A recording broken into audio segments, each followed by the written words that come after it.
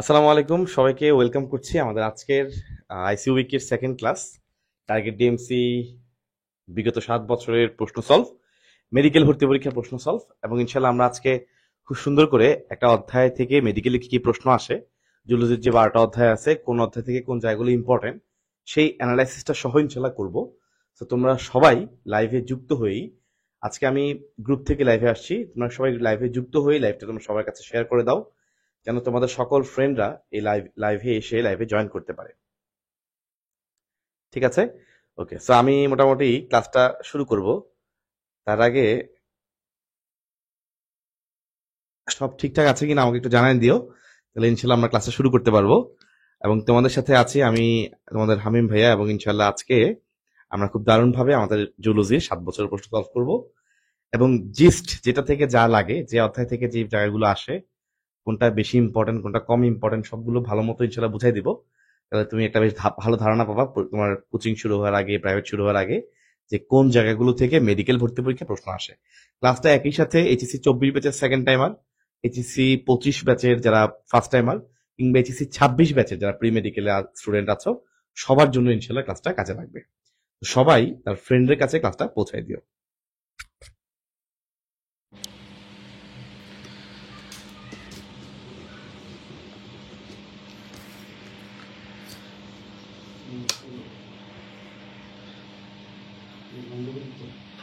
ওকে, ঠিক আছে। So ready নাও।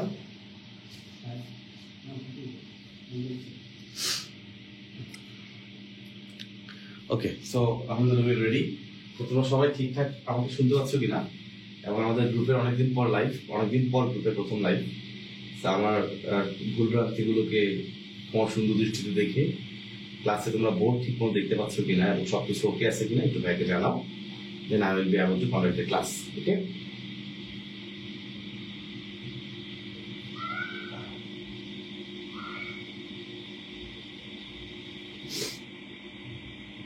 আচ্ছা। তো সবাই অলরেডি জয়েন হওয়া শুরু করেছ। তোমাদের কমেন্ট দেখার জন্য আমি জাস্ট চেষ্টা করে যাচ্ছি। ওকে, সো মোটামুটি আলহামদুলিল্লাহ ওকে আছে। ওয়ালাইকুম আসসালাম। মাইক ওকে, আমি ঠিক করছি।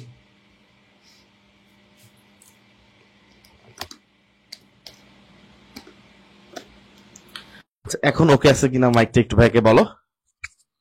আই থিঙ্ক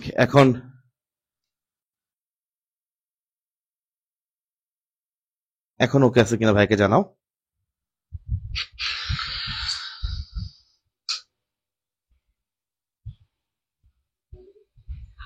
ওকে, ঠিক আছে। সো রেডি নাও। ঠিক আছে পারভেজ, থ্যাংক ইউ পারভেজ, অসংখ্য ধন্যবাদ পারভেজকে। সো আমরা ইনশাল্লাহ ক্লাসটা শুরু করব। হ্যাঁ, আমাদের আজকের টার্গেট ডিএমসির আমাদের প্রশ্ন ব্যাংকের প্রথম, সরি দ্বিতীয় ক্লাস, জুলজির প্রথম ক্লাস। কারণ তোমরা জানো গতকালকে তোমাদের একটা ক্লাস ছিল বোটানির ক্লাস, আজকে ইনশাল্লাহ জুলজি দিয়ে আমরা শুরু করব। এবং এই ক্লাসে যথারীতি আমি তোমাকে অধ্যায় ভিত্তিক একটা ভালো অ্যানালাইসিস দিব, যে জায়গাগুলো থেকে প্রশ্ন আসে। ঠিক আছে? আবার একজন লিখছে সাউন্ড প্রবলেম, মাঝে মধ্যে এই জন্য কনফিউশনে পড়ে যাই। পারভেজ আমাকে মোটামুটি ভালো ক্লিয়ার করছে, ইয়াসিন ক্লিয়ার করলো, ভেরি গুড। ঠিক আছে, সো আই ক্যান স্টার্ট। ওকে, শুরু করি তাহলে ইনশাল্লাহ। তো এই যে দেখো, আমি প্রথমে একটু জুলজি নিয়ে মেডিকেল ভর্তি পরীক্ষার কয়েকটা কথা বলি। জুলজি থেকে ইউজুয়ালি আমাদের বায়োলজিতে যে 30 নাম্বার থাকে, তার ম্যাক্সিমাম টুকুই, ম্যাক্সিমাম ক্ষেত্রেই জুলজি থেকে থাকে। সাদিয়া ক্লাসটা করতে যাচ্ছে। হ্যাঁ, করো করো, তোমরা আমাদের আগে স্টুডেন্ট, তোমরা না করলে কে করবে? আচ্ছা, যেটা বলতেছিলাম,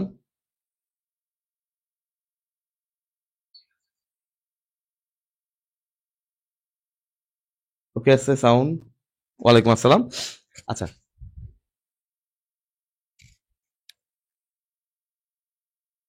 ক্লাসে শেয়ার করে দিতে হবে তো, আমি শেয়ার করে দিই, আমাদের আবার লোকজন কম, বুঝছো, নিজেরা নিজের সব কাজ করতে হয়। হ্যাঁ, এটা আমাদের একটু মাঝে মধ্যে কষ্ট হয়ে যায়, কিন্তু নিজেরাই আমরা করি, করে আলহামদুলিল্লাহ অভ্যস্ত। তো ইনশাল্লাহ সমস্যা হবে না। ওকে,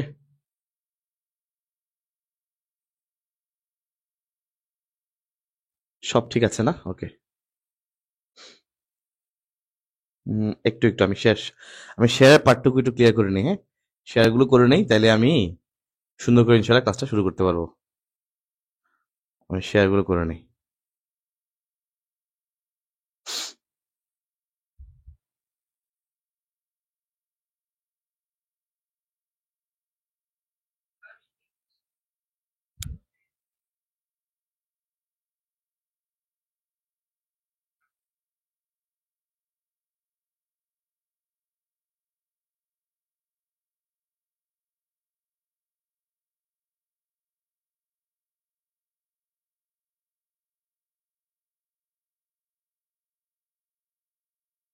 ঠিক আছে ইনশাল্লাহ।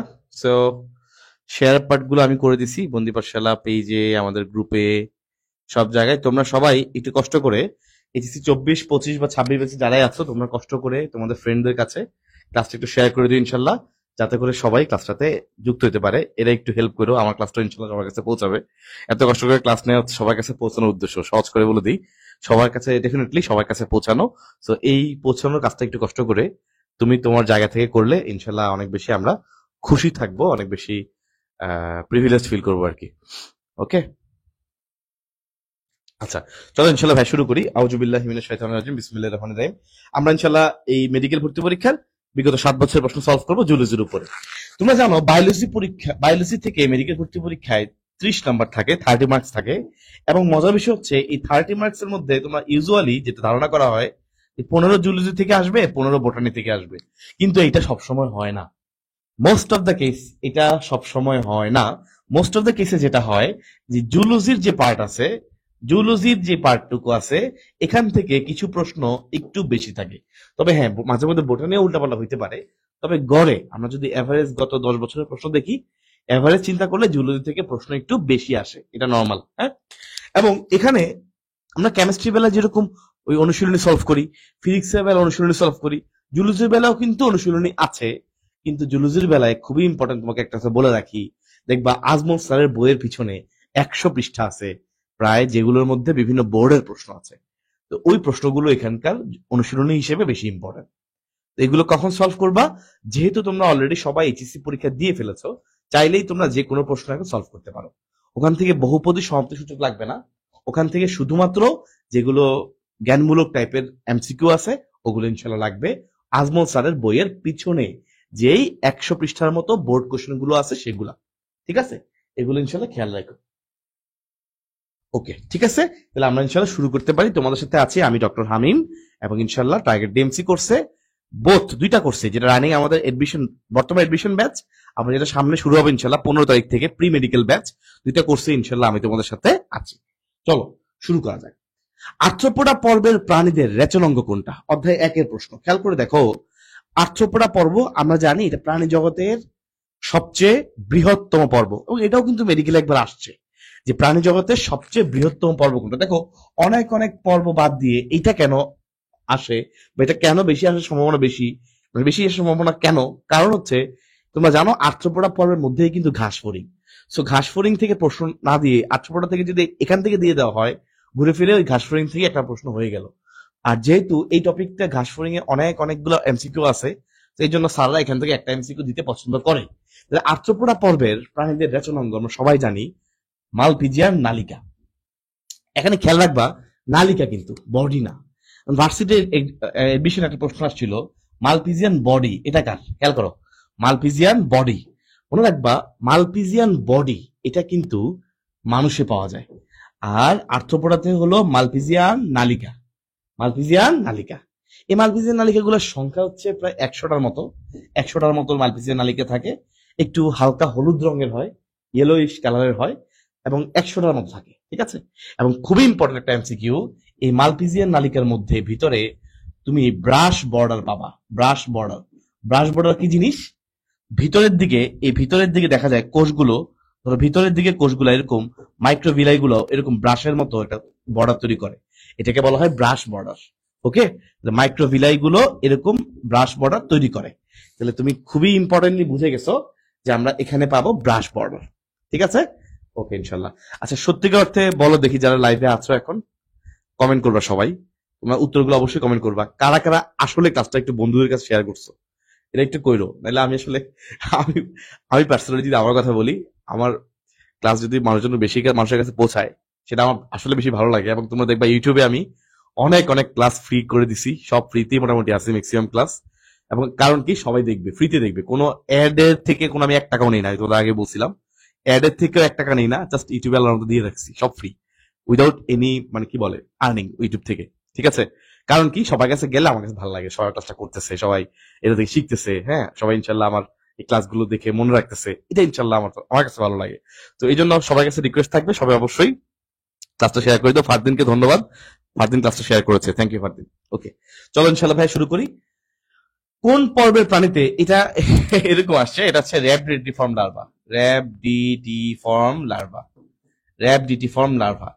কোন প্রাণীতে র্যাবডিটিফর্ম লার্ভা দেখা যায়? এটা এটা তোমরা একটু আমাকে কমেন্ট বক্সে উত্তর করো, কোন প্রাণীতে আমরা, হ্যাঁ এই যে সিয়াম বলছে, সিয়াম তো ছোট, আচ্ছা ঋতু শেয়ার করছে, সামিরা শেয়ার করছে। ওকে, সামিরা, ঋতু, ফারদিন, তোমাদের সবাইকে অসংখ্য অসংখ্য ধন্যবাদ যারা ক্লাসটা শেয়ার করেছো।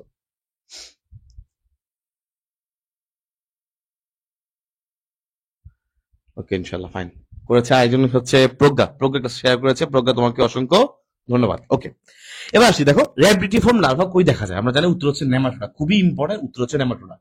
এখানে আরেকটা ইম্পর্টেন্ট একটা এমসিকিউ আছে, এনিলিডা। এনিলিডা লার্ভা দশার নাম কি? খুবই ইম্পর্টেন্ট। এনিলিডার লার্ভা দশার নাম কি? তোমরা কি পারো? এনিলিডা পর্বের প্রাণীতে লার্ভা দশার নাম কি? খুবই ইম্পর্টেন্ট। এনিলিডা পর্বের প্রাণীতে লার্ভা দশার নাম হচ্ছে ট্রোকোফোর, ট্রোকোফোর নামক লার্ভা দশা। তাহলে এনিলিডার মধ্যে কোন লার্ভা দশা পাওয়া যায়? উত্তর হচ্ছে এনিলিডার মধ্যে ট্রোকোফোর নামক লার্ভা দশা পাওয়া যায়, খুবই ইম্পর্টেন্ট। এনিলিডার মধ্যে কোন ধরনের লার্ভা দশা পাওয়া যায়? ট্রোকোফোর লার্ভা দশা, এটা আমরা খেয়াল রাখবো। এনিলিডার মধ্যে কোনটা পাবো? ট্রোকোফোর লার্ভা দশা। আচ্ছা, খুবই ইম্পর্টেন্ট। চলে আসি এরপরে, নিচের কোনটাতে অরীয় প্রতিসাম্যতা দেখা যায়? এই প্রতিসাম্যতা থেকে প্রশ্ন এর আগেও অনেকবার আসছে। প্রতিসাম্যতা খুবই ইম্পর্টেন্ট, অরীয় প্রতিসাম্যতা তার মধ্যে বেশি ইম্পর্টেন্ট। কেন ইম্পর্টেন্ট আমি তোমাকে বলে দিই, কারণ এই টপিকটা তোমাদের দ্বিতীয় অধ্যায়ে আছে, হাইড্রা টপিকটা আছে, এই জন্য। অরীয় প্রতিসাম্যতার উদাহরণ আমরা কিভাবে মনে রাখি? খুব সুন্দর একটা ছন্দ তোমাদেরকে ভাইয়া এর আগেই পড়াইছিলাম, সির জলে, সির জলে হাইড্রা, সির জলে হাইড্রা। এই টেকনিকটা দিয়ে আমরা অরীয় প্রতিসাম্যতা মনে রাখি। কি বলেছি? সির জলে হাইড্রা। সি মানে সি এনিমন, জলে মানে জেলিফিশ, হাইড্রা মানে হাইড্রা, হয়ে গেছে।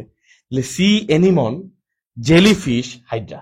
তাহলে সি এনিমন, খেয়াল করো ভাইয়া, সি এনিমন, সি এনিমন জলে মানে জেলিফিশ, জলে মানে জেলিফিশ, আর হাইড্রা মানে হাইড্রা। তাহলে আমার এখানে জেলিফিশ তো আছেই, উত্তর হচ্ছে জেলিফিশ। তাহলে এগুলো আমাদের জন্য ইম্পর্টেন্ট, স্পেশালি অরীয় প্রতিসাম্যতা খুবই ইম্পর্টেন্ট, অরীয় প্রতিসাম্যতাটা খুবই ইম্পর্টেন্ট। ঠিক আছে, আচ্ছা চলে আসি আমরা এর পরটায়। প্রাণী জগতের বৃহত্তম পর্ব কোনটা? আমরা জানি, বলছিলাম এখান থেকে প্রশ্ন বেশি আসে, দেখছো? প্রাণী জগতের বৃহত্তম পর্ব হলো আর্থ্রোপোডা। খুবই ইজি কোশ্চেন, তুমি পারো।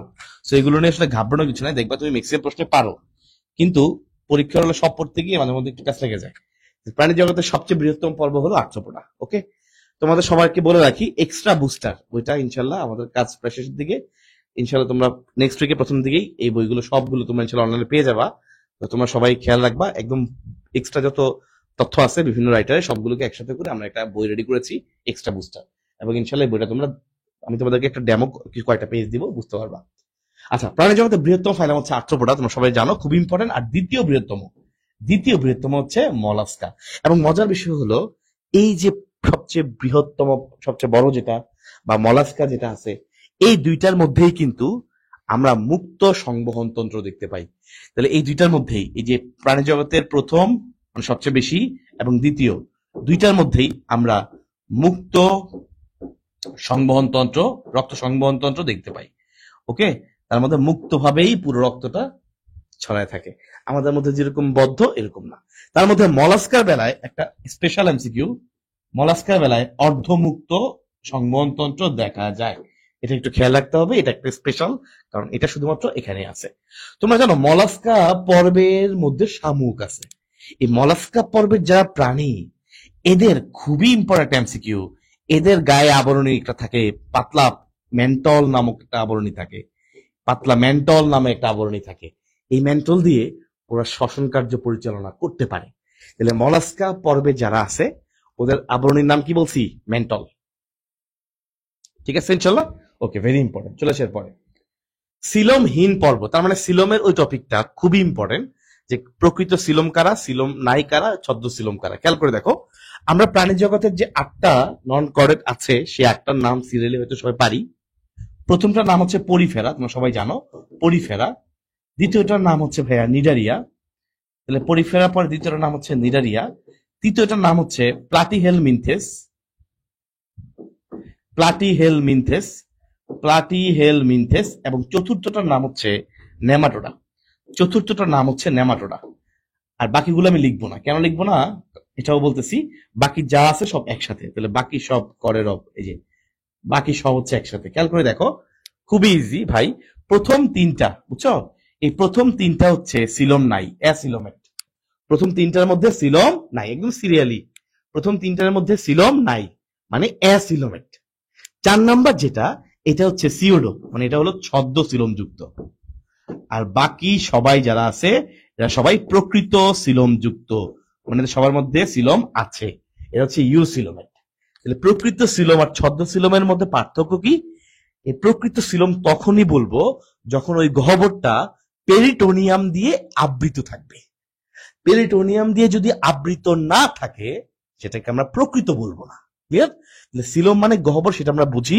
সেই গহ্বরটা প্রকৃত হইতে গেলে তাকে অবশ্যই কি দিয়ে আবৃত থাকতে হবে? পেরিটোনিয়াম দিয়ে। কথা ক্লিয়ার? এই পেরিটোনিয়াম দিয়ে যখন আবৃত থাকবে তখন আমরা তাকে বলবো প্রকৃত সিলম। ওকে, আচ্ছা এবার দেখো সিলমহীন পর্ব। তাহলে আমরা দেখো এখানে আসলে এ নিলে তো হবে না। এই যে ফেসিওলা হেপাটিকা, যকৃৎকৃমি, এটা হচ্ছে প্লাটিহেলমিনথেস। এই যে প্লাটিহেলমিনথেস এর মধ্যে পড়ে ফেসিওলা হেপাটিকা বা যকৃৎকৃমি। তাহলে আমাদের উত্তর হচ্ছে বি। ঠিক আছে, উত্তর বি, অ্যান্সার হলো বি। পারছো আশা করি। কবুতর কোন শ্রেণীর প্রাণী? এটা একদমই সহজ একটা প্রশ্ন। কবুতর একটা পাখি, এটা নিয়ে কে পারে না? আমার মনে হয় না সবাই জানে, এটা আমি জানি। কবুতর হচ্ছে এভিস। এভিস মানে হলো পাখি। এখানে একটু খেয়াল করতে পারো, একটিনোপটেরিজি আসলে কারা? দেখো তুমি অনেক অনেক বৈশিষ্ট্য পড়েছো, অনেক ভিতরের অনেক এমসিকিউ পড়ছো, পরীক্ষা আসছে কি এটা কি, এটা কোন শ্রেণীর মধ্যে পড়ে? এটা তো সহজ একটা প্রশ্ন আসছে, এই জন্য সহজ কঠিন মিলায় পড়বো। অবশ্যই সব ইনশাল্লাহ আমরা পড়াবো, কিন্তু সহজ প্রশ্ন কখনোই ভুল করা যাবে না। তুমি একটা সহজ প্রশ্ন মিস করলে তুমি কয়েক হাজার স্টুডেন্টের পিছনে পড়বা, কিন্তু একটা কঠিন প্রশ্ন মিস করলে কয়েকশো স্টুডেন্টের পিছনে পড়বা, চান্স ইনশাল্লাহ হয়ে যাবে। ঠিক আছে, তাহলে খেয়াল করো, কবুতর কোন শ্রেণীর প্রাণী? একটিনোপটেরিজি। আমরা জানি একটিনোপটেরিজি হচ্ছে রশ্মিময় পাখনা বিশিষ্ট মাছ, যেমন রুই মাছ। রশ্মিময় পাখনা বিশিষ্ট মাছকে বলা হয় একটিনোপটেরিজি। যেমন রুই মাছ তোমরা পড়েছো, রুই মাছের পাখনাগুলোর মধ্যে কি এরকম দাগ আছে, রাইট? রশ্মি রশ্মি আছে, সেটা হচ্ছে একটিনোপটেরিজি। রেপ্টাইলিয়া মানে সরীসৃপ, এটা আমার বলার কিছু নাই, তোমরা সবাই সরীসৃপ চিনো, টিকটিকি, কুমির, এগুলো। এমফিবিয়া মানে উভচর, ব্যাং। ব্যাং তো তোমরা সবাই জানো, এবং খুব ইম্পর্টেন্ট মনে রাখবা, ব্যাং এর ক্ষেত্রে কিন্তু ভাই ওদের টেম্পারেচার কিন্তু হচ্ছে একটোথার্মিক। একটোথার্মিক মানে শরীর এই বাহিরের পরিবেশের সাথে ওদের বডির যে স্কিন টেম্পারেচারটা উঠানামা করে, এদেরকে আমরা বলি একটোথার্মিক। একটো মানে বাহির, অর্থাৎ বাহিরের সাথে উঠানামা করে। কিরকম? ধরো বাহিরে ঠান্ডা, শীত, বরফ, অনেক ঠান্ডা, ওর রক্ত ঠান্ডা হয়ে যায়, শীতল রক্ত হয়ে যায়। বাইরে গরম, ও ভিতর রক্ত গরম হয়ে যায়। মানুষের কিন্তু এমন হয় না, মানুষের কিন্তু অলওয়েজ রক্ত গরম থাকে। এই জন্য শীতকালেও মশা তোমাকে কামড় দেয়, গরমকালেও মশা তোমাকে কামড় দেয়, কারণ মশার গরম রক্ত লাগে। ওকে, আচ্ছা তাহলে ইনশাল্লাহ খেয়াল করছো? তাহলে ভাই বুঝছো, মানে আশা করি এটা ভুল হবে না। একটোথার্মিক। তাহলে মানুষের কি হবে বলতো? তাহলে মানুষ হচ্ছে মানুষ এবং পাখি। হ্যাঁ, মানুষ এবং পাখি এই দুইটার রক্ত একদম ফিক্সড, ভিতরে গরম থাকে সবসময়, এটাকে বলে এন্ডোথার্মিক। এন্ডোথার্মিক, ভিতরে ফিক্সড। এন্ডো মানে ভিতরে, আর সবসময় উষ্ণ থাকে, গরম থাকে। এই জন্য যখন মশা কামড় দেয়, এই মানুষ এবং পাখিকে কামড় দেয়। মশা কখনো এমফিবিয়া উভচরকে কামড় দেয় না, ব্যাংকে কামড় দেয় না। মশা কখনো সরীসৃপকে কামড় দেয় না, কখনো মাছকে কামড় দেয় না। মশা কামড় দেয় তোমাকে এবং পাখিকে। ঠিক আছে, কারণ তাদের রক্ত গরম। পেরেছ? ইনশাল্লাহ, ভেরি গুড। চলো এরপর আমরা আসি, মুখ বিবরে রেডুলা নামক অংশ থাকে কোন পরের প্রাণীতে? খুবই ইম্পর্টেন্ট রেডুলা। দেখো রেডুলা বা রেতিজিহ্বা, রেডুলা বা রেতিজিহ্বা এটা কই থাকে? রেডুলা বা রেতিজিহ্বা এটা বেসিক্যালি খেয়াল করে দেখো, রেডুলা বা রেতিজিহ্বা এটা মূলত মধ্যে থাকে, মলাস্কার। মলাস্কার মধ্যে আরেকটা ইম্পর্টেন্ট এমসিকিউ একটু আগে পড়াইছি, সেটা হচ্ছে মেন্টল, মনে আছে? মলাস্কার মধ্যে আরেকটা ইম্পর্টেন্ট এমসিকিউ পড়াইছিলাম, সেটা ছিল মেন্টল। আরেকটা তুমি পড়েছো রেডুলা বা রেতিজিহ্বা, এবং একটা শক্ত খোলস থাকে, তোমরা জানো শামুকের কাহিনী, তো ওটা শামুক দিয়ে ইনশাল্লাহ মনে রাখবা। ওকে, এটা কি পেরেছো? তাহলে রেডুলা বা রেতিজিহ্বা মলাস্কা। তাহলে দেখো এখানে প্রশ্নগুলো কিন্তু প্রত্যেকটা পর্ব থেকে আসার মতো, এবং এখানে খেয়াল রাখবা অধ্যায় 1-এর প্রশ্নগুলো ইনশাল্লাহ আমি তোমাকে ক্লাসে যা পড়াবো ইনশাল্লাহ, বা যে মানে আমাদের হয়তো রাজীব ভাই বা যে এই অধ্যায় পড়াবেন ইনশাল্লাহ, সো ওইভাবে ইনশাল্লাহ ক্লাসে পড়ানো হবে, যে তুমি ইনশাল্লাহ এখানে এটা পড়ার পরে আর ভুল করবে না। এবং ইনশাল্লাহ প্রি মেডিকেল ব্যাচে আমি পড়াবো ইনশাল্লাহ, তখন দেখবা যে আমি যা পড়াইছি ক্লাসের মধ্যে ইনশাল্লাহ এই অধ্যায়ে এর বাইরে প্রশ্ন আসবে না, এবং এই অধ্যায়টা ক্লাস করার পর দেখবা তোমার কাছে অনেক বেশি সহজ বলে মনে হয়েছে। ডেফিনেটলি ইনশাল্লাহ এমনই হবে, ঠিক আছে? এবং তুমি দেখবা যে এই অধ্যায় যারা আগে পারতো না, তারা এমসিকিউ এই অধ্যায়ে অনেক ভালো পারবে ইনশাল্লাহ ক্লাসটা করার পরে। তোমাদের আর্কাইভে যারা কোর্সে এনরোল করেছো, আর্কাইভের মধ্যে কিন্তু ক্লাস দেওয়া আছে, বিগত বছরের ক্লাস। সো ওই আর্কাইভের ক্লাস থেকে তুমি চাইলে এই অধ্যায়টা করে ফেলতে পারো, এবং ইনশাল্লাহ দেখবা বেশ ভালো পরিমাণে তুমি এই অধ্যায়টা এমসিকিউ সব এমসিকিউ পারবা, কারণ আমি জাস্ট ওইভাবে স্পেসিফিক ভাবে পড়াইছি, যেগুলো পরীক্ষায় আসে ওগুলোই পড়াইছি, টেকনিক দিয়ে পড়াইছি, ঠিক আছে? ওকে, চলে আসার পরে নিচের কোনটিতে হাইড্রার বহিঃকোষীয় পরিপাক সংঘটিত হয়? তোমরা জানো হাইড্রার ক্ষেত্রে কিন্তু দুই ধরনের পরিপাক হইতে পারে, বহিঃকোষীয় হয়, অন্তঃকোষীয় হয়। বহিঃকোষ মানে কি? বহিঃকোষ মানে কোষের বাইরে। এখন কোষের বাইরে মানে কি বাতাসে হবে না? আমরা সবাই জানি হাইড্রার শরীরে, আমরা সবাই জানি হাইড্রা মনে করো ভিতর দিকে কোষগুলো আছে, সাপোজ আমি জাস্ট এমনিতে আঁকতেছি, বোঝাতে চাচ্ছি যে ভিতরের দিকে কোষগুলো আছে। এই ভিতরে কোষগুলো আছে ভালো কথা, কিন্তু এখানে একটা এরকম একটা বড় গহ্বর আছে, রাইট? হাইড্রার এখানে একটা মাঝখানে একটা লম্বা একটা গহ্বর আছে। এই গহ্বরটাকে বলা হয় পরিপাক সংবহন গহ্বর, বা আমরা যদি বলি এটাকে বলা হয় গ্যাস্ট্রোভাস্কুলার ক্যাভিটি। তাহলে পরিপাক সংবহন গহ্বর বা গ্যাস্ট্রোভাস্কুলার ক্যাভিটি, হ্যাঁ। এটার আরেকটা নাম হচ্ছে সিলেন্টারন। এটারই আরেকটা নাম হচ্ছে সিলেন্টারন। এই সিলেন্টারনের মধ্যেই তার যে পরিপাকটা হয় এটাকে বলে বহিঃকোষীয় পরিপাক, কারণ এটা কোষের বাহিরে, কোষের সাপেক্ষে এটা বাহিরে, এই জন্য এটাকে বলে বহিঃকোষীয় পরিপাক। বুঝা গেছে? তাহলে হাইড্রার এই যে মাঝখানে লম্বা লম্বি ভাবে যে লম্বা একটা গহ্বর আছে ভিতরে, এটার মধ্য দিয়ে পরিপাকও হয়, সংবহনও হয়, এই জন্য এটাকে বলে পরিপাক সংবহন গহ্বর, দুইটা একসাথে। এবং এটার ইংলিশে বলা হয় গ্যাস্ট্রোভাস্কুলার ক্যাভিটি। এইটারই আরেকটা নাম হচ্ছে সিলেন্টারন। সিল মানে মনে রাখবা গহ্বর, খালি জায়গা, আর অ্যান্টেরন মানে হচ্ছে পরিপাক সম্পর্কিত। তার মানে যেহেতু এই খালি জায়গা বা এই গহ্বরের মধ্যে পরিপাক হয়, এই জন্য এটার নাম দেওয়া হয়েছে সিলেন্টারন। এবং এটা যেহেতু কোষের বাইরে, সো এখানেই হবে বহিঃকোষীয় পরিপাক। আশা করি ইনশাল্লাহ কারো ভুল হবে না। চলো আমরা সামনের দিকে আসি। ডাক্তার স্কুভেরি রুই মাছের কোন তন্ত্রের অংশ? এটা একটু তুমি জেনে রাখাটা ভালো, খারাপ না। ডাক্তার স্কুভেরি হচ্ছে বেসিক্যালি শিরাতন্ত্রের অংশ। তাহলে দেখো তোমাকে কিন্তু কখনোই ওটা পড়া লাগবে না যে তোমার আহ যে তোমার এখানে এখান থেকে যে তোমার শিরাতন্ত্রের মধ্যে অনেক অনেক শিরা আছে রুই মাছের, ওটা ইম্পর্টেন্ট না। রুই মাছের মনে রাখবা ধমনী তন্ত্রটা বেশি ইম্পর্টেন্ট, কোন ধমনী কি আছে। আর শিরাতন্ত্র থেকে আমাদের যেটা মোস্ট ইম্পর্টেন্ট, এখানে দুইটা জিনিস আছে, একটা হচ্ছে হ্যাপাটিক শিরা আর ডাক্টাস কুভেরি। এই দুটো টপিক কি মনে রাখা লাগে, কারণ এটা ছবির মধ্যে এই দুটো টপিক বেশ ভালো করে ছবিতে তাকাইলেই চোখে পড়ে, আর বইয়ের মধ্যে এগুলো একটু তোমার ডার্ক কালার করে দিছে। এগুলো তোমাদের বইয়ের মধ্যে একটু ডার্ক কালার করে দিছে, হুম, মানে একটু বোল্ড করে দিছে। তো এগুলো স্যাররা যখন প্রশ্ন করে স্যারদের চোখে পড়ে। ওকে, আচ্ছা আমাদের ইয়েতে মেরিটুপস এর ক্লাসিক গ্রুপে কি শেয়ার করা হয়েছে?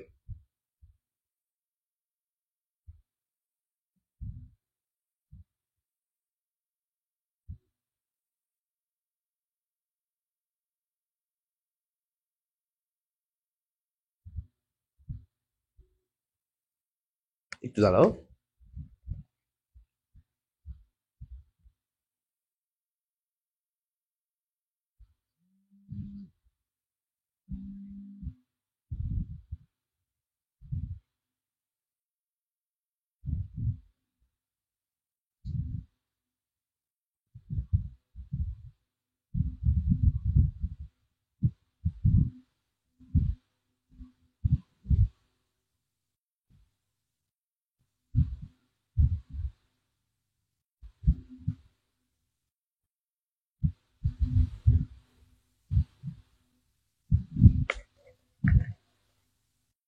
আমি শেয়ারগুলো করে দিচ্ছি। শাকিল তুমি একটু কষ্ট করে ভাইয়া ক্লাসগুলো আমাদের আমাদের যে প্রাইভেট গ্রুপগুলো আছে এগুলো শেয়ার করে দিও। আচ্ছা, তো ডাক্তার স্কুভি এটা পারবা। এখানে ধমনীতন্ত্রটা কিন্তু বেশি ইম্পর্টেন্ট, এখান থেকে কিন্তু এর আগেও প্রশ্ন আসছে। ধমনীতন্ত্রের বেলায় আমি তোমাদেরকে খুব সুন্দর করে পড়াইছি, মনে আছে কিনা? রুই মাছের বেলায় কিছু ধমনী ফুলকা থেকে রক্ত নিয়ে যাচ্ছে, কিছু এখানে আবার ব্যাক করতেছে হার্টের দিকে। এটা খুব সুন্দর একটা বিষয়, এখানে আমি এখন আর যাচ্ছি না। এখানে আমাদের যে কিছু শাখা আছে, যেমন ধরো রেনাল ধমনী কোথায় সরবরাহ করে, হ্যাঁ, ইলিয়াক ধমনী কোথায় রক্ত সরবরাহ করে, এই পার্টগুলো এখান থেকে আসার মতো একটা জায়গা, ছোট্ট একটা জায়গা। ইনশাল্লাহ ক্লাসে তোমাদেরকে সেটা আমি আরো বিস্তারিত পড়াবো। নিচের কোন ধরনের কোষ যে কোনো ধরনের কোষে রূপান্তর হতে পারে? তোমরা জানো হাইড্রার ক্ষেত্রে এটা একটা স্পেসিফিক বৈশিষ্ট্য, যে হাইড্রার যে কোনো কোষ তুমি চাইলে রিপেয়ার করতে পারবা। হাইড্রার যে কোনো কোষ তুমি চাইলে রিপেয়ার করতে পারবা। ওকে, হাইড্রার যে কোনো কোষ তুমি রিপেয়ার করতে পারবা। হাইড্রার তোমরা জানো যে হাইড্রার শরীরে স্পেশাল একটা কোষ আছে, নাম হচ্ছে ইন্টারস্টিশিয়াল কোষ, এবং এটা এটা চাইলেই যে কোনো কোষে রূপান্তরিত করা সম্ভব। সো এই জন্য ভেরি ইম্পর্টেন্ট যে ইন্টারস্টিশিয়াল কোষ এটাই মূলত হাইড্রার সে স্পেশাল কোষ, যেটা চাইলেই যে কোনো কোষে রূপান্তরিত হইতে পারে। তোমরা জানো ভাই, ধরো প্রত্যেকটা এই যে হাইড্রার একটা কোষের তার আবার যে পূর্ণাঙ্গ হবার বা এই যে রিপেয়ার করার ক্ষমতা, এবং তোমরা জানো কিনা যে হাইড্রার দেহের সমস্ত কোষ কিন্তু একটা নির্দিষ্ট সময় পর পর এটা আবার প্রতিস্থাপিত হয়। খুব সুন্দর একটা ধর্ম। এবং এই যে একটা স্ট্যাম কোষের এই যে বৈশিষ্ট্যটা, এটাকে আমরা বলি টোটিপটেন্সি নামে আমরা আখ্যায়িত করি। মানে একটা কোষের যে অন্য একটা কোষে রূপান্তরিত হওয়ার বা পূর্ণাঙ্গ হওয়ার যে ক্ষমতা আছে, এটাকে আমরা ইউজুয়ালি টোটিপটেন্সি নামে এই টার্মটাকে ব্যাখ্যা করে থাকি। তো ইনশাল্লাহ পারবা। চলে আসার পরে, ঘাসফড়িং এর রক্তকণিকার নাম কি? খুবই ইম্পর্টেন্ট। ঘাসফড়িং এর কিছু জিনিস তোমাকে পড়তে হবে। ঘাসফড়িং এর মধ্যে অনেক কিছু আছে, যে ল্যাব্রামের মধ্যে কি আছে, কোনটার মধ্যে পালপিফার আছে, কোনটার মধ্যে লেসো আছে। অত ডিপে আসলে প্রশ্ন এই যাবত আসে নাই। এখন ধরো ইনকেস এত ডিপে আসলেও খুব বেশি মানুষ পারবে না। 5,000 সিটের মধ্যে হাইজ 500 কি 1,000 স্টুডেন্ট পারতে পারে, এর বেশি স্টুডেন্ট পারবে না। তো ওগুলোর দিকে বেশি ফোকাস না করে যেগুলো মূল জিনিস, যে ধরো ঘাসফড়িং এর রক্তকণিকার নাম কি, ঘাসফড়িং এর হৃদযন্ত্রে কয়টা প্রকোষ্ঠ, ঘাসফড়িং এর শ্বসন ছিদ্র কয়টা। এখন অনেকে আছে শ্বসন ছিদ্র করে এটাই জানে না, কিন্তু ওই ছিদ্রের মধ্যে দেখা গেছে যে কি কোন আবরণী আছে, পেরিট্রিম, ওটার মধ্যে আবার কি আছে না আছে, ওগুলো নিয়ে বেশি পড়ে। আমরা সব ইনশাল্লাহ পড়বো, কিন্তু আগে মনে রাখবা যেটা বেসিক জিনিস, যে শ্বসন ছিদ্র কয়টা, কয়টা দিয়ে প্রশ্বাস করে, কয়টা দিয়ে নিঃশ্বাস করে, বক্ষে কয়টা আছে, উদরে কয়টা আছে, এভাবে ইনশাল্লাহ মেইন জিনিসগুলো আগে পড়তে হবে। তারপরে তুমি ধরো একটু ভিতরে গিয়ে তুমি ডিপের গুলা পড়লা, কিন্তু মেইন জিনিস পড়ার পরে, ঠিক আছে? এবং প্র্যাকটিস করার সময় যেন এগুলো ভুল না হয়। আচ্ছা, তো ঘাসফড়িং এর রক্তকণিকার নাম হলো ভাই হিমোসাইট। ঘাসফড়িং এর রক্তকণিকার নাম কি? হিমোসাইট। খুবই ইম্পর্টেন্ট, ঘাসফড়িং এর রক্তকণিকার নাম হিমোসাইট। কোন পদ্ধতিতে হাইড্রা লম্বা দূরত্ব অতিক্রম করে? দেখো, লতে লম্বা দূরত্ব তোমাদেরকে পড়াইছিলাম, ল দিয়ে লুপিং। হাইড্রা লম্বা দূরত্ব অতিক্রম করে কোন প্রক্রিয়ায়? উত্তর হচ্ছে লুপিং প্রক্রিয়ায়। হাইড্রা লম্বা দূরত্ব অতিক্রম করে কোন প্রক্রিয়ায়? লুপিং। এবং তোমাদেরকে এটা পড়াইছিলাম, লুপিং এর বাংলা হচ্ছে আসলে হামাগুড়ি। লুপিং এর বাংলা হলো হামাগুড়ি। এক্ষেত্রে আর কি কিছু করার নাই, এই হচ্ছে লম্বা দূরত্ব। লুপিং এর এখানে বাংলাটা হচ্ছে হামাগুড়ি, ওভাবে আমরা চিন্তা করব।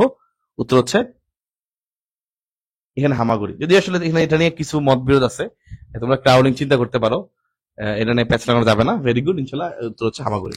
এখন দেখো আরেকটা আছে সমারসল্টিং বা ডিগবাজি। ওটাতে কি করে? ওটা হচ্ছে হাইড্রার, যদি পরীক্ষা সেভাবে কোনটা হাইড্রার সাধারণ ও দ্রুত চলন প্রক্রিয়া, যদি এইটা আসে, এভাবে আসে যে কোনটা সাধারণ এবং দ্রুত চলন প্রক্রিয়া, সাধারণ এবং দ্রুত, সদ, হ্যাঁ, এটা মনে রাখবা, স দিয়ে সমারসল্টিং, সমারসল্টিং বা ডিগবাজি। স দিয়ে মনে রাখবা সমারসল্টিং বা ডিগবাজি। কোনটা হাইড্রা সাধারণ এবং দ্রুত চলন প্রক্রিয়া? উত্তর হচ্ছে সমারসল্টিং বা ডিগবাজি। সদ, এটা সাধারণ এবং দ্রুত চলন প্রক্রিয়া হচ্ছে সমারসল্টিং এবং ডিগবাজি। ঠিক আছে, ইনশাল্লাহ চলে আসার পরে, নেমাটোসিস্টের ভিতরে যে বিষাক্ত তরল পদার্থ থাকে তার নাম সবাই আমরা পারি। উত্তর হচ্ছে হিপনোটক্সিন। হিপনোটক্সিন। তোমরা জানো এটা বেসিক্যালি প্রোটিন এবং ফেনলের সমন্বয় তৈরি। প্রোটিন এবং ফেনলের সমন্বয় তৈরি, ঠিক আছে? এবং এই ফেনলের অপর নাম কিন্তু কার্বোলিক অ্যাসিড।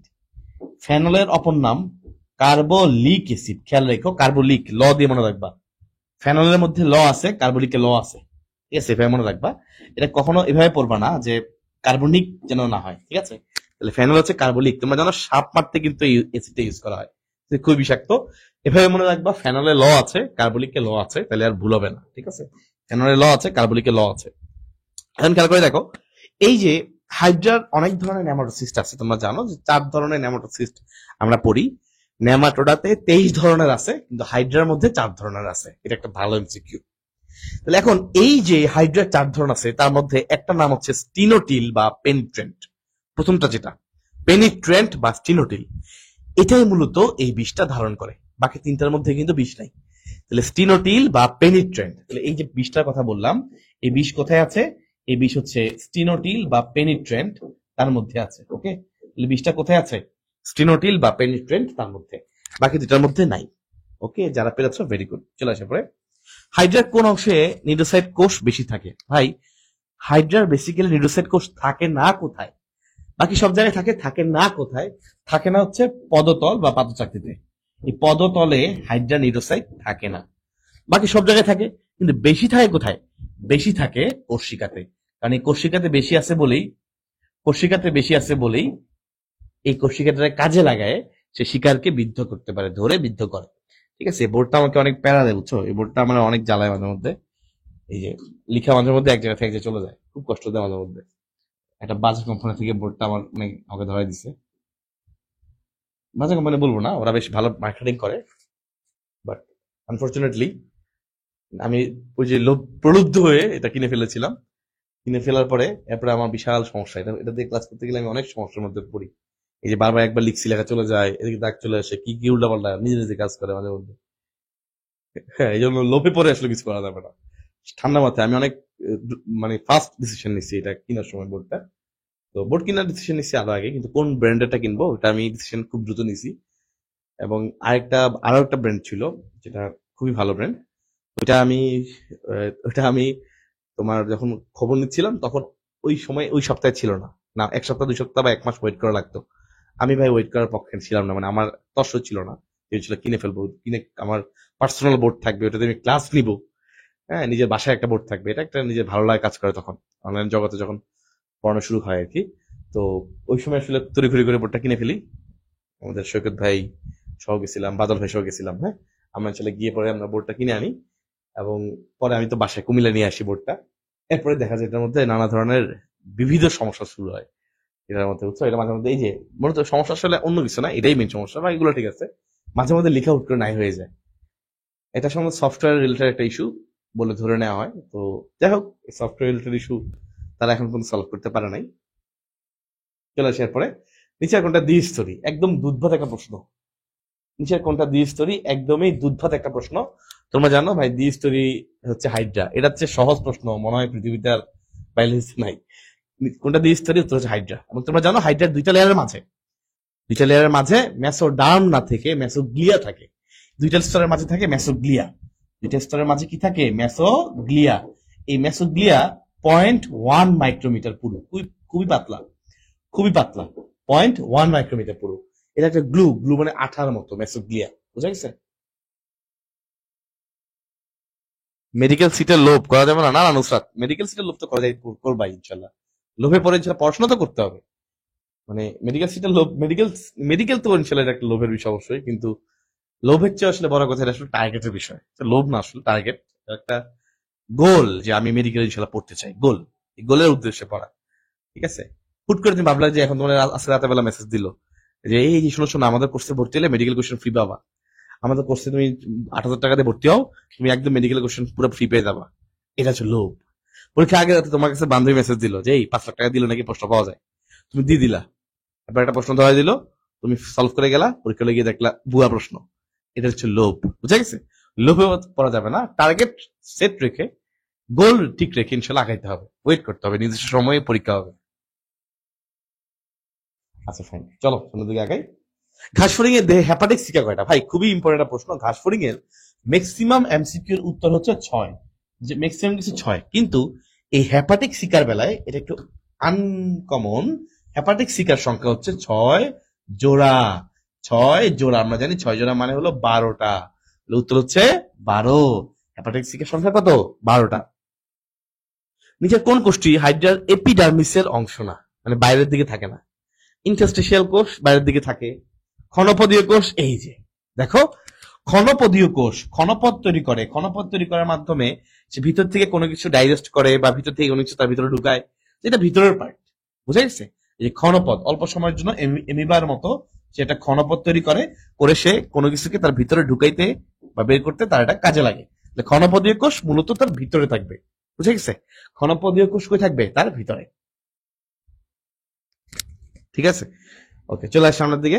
কোন চক্রের মাধ্যমে যকৃতে ইউরিয়া তৈরি হয়? ভাই খুবই ইম্পর্টেন্ট, যকৃতে ইউরিয়া তৈরি হয় আমরা সবাই জানি অর্নিথিন চক্র। প্রশ্নটা কিন্তু ঘুরেও আসতে পারে যে অর্নিথিন চক্র কোথায় ঘটে? উত্তর যকৃতে। এবং যকৃতে ঘটা আরো একটা গুরুত্বপূর্ণ বিক্রিয়া হচ্ছে ডিএমিনেশন। ডিএমিনেশন, দুইটা বিক্রিয়া পাশাপাশি আছে, একটা হলো ডিএমিনেশন আর একটা হলো অর্নিথিন চক্র। দুইটা ইম্পর্টেন্ট, একটা হচ্ছে ডিএমিনেশন আর একটা হচ্ছে অর্নিথিন চক্র, এবং দুইটাই কিন্তু ইউরিয়া তৈরি করে। ঠিক আছে,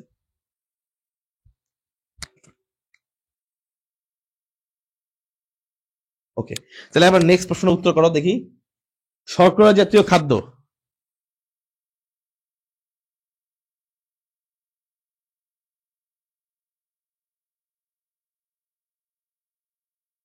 উত্তর করো। শর্করা জাতীয় খাদ্য থেকে লিভারে সঞ্চিত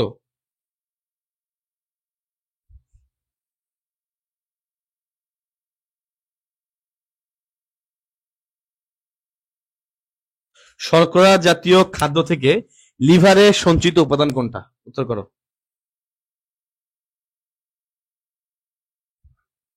শর্করা জাতীয় খাদ্য থেকে লিভারে সঞ্চিত উপাদান কোনটা?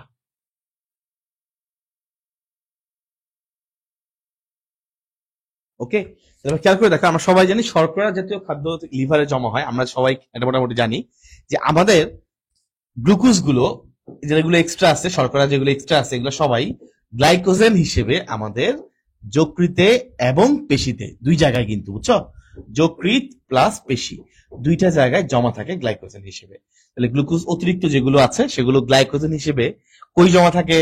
উত্তর হচ্ছে যকৃত এবং পেশি, দুই জায়গায়, বুঝছো? এবং মোস্ট ইম্পর্টেন্টলি আসলে পেশিতেই আমরা বেশি ফোকাস করবো, পেশিতে মেলে জমা থাকে, এর পাশাপাশি হচ্ছে ইয়াতে তোমার যকৃতে। আচ্ছা, আমি একটু লাইভটা দেখে নিচ্ছি।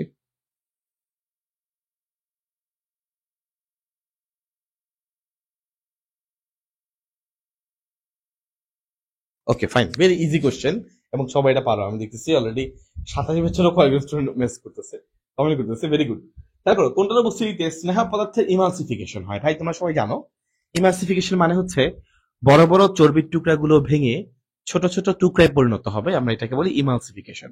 এই যে বড় টুকরাগুলো ভেঙে ছোট ছোট টুকরায় পরিণত হয়, বড় বড় চর্বির টুকরা, আমরা সবাই জানি এখানে লাগে পিত্তরস।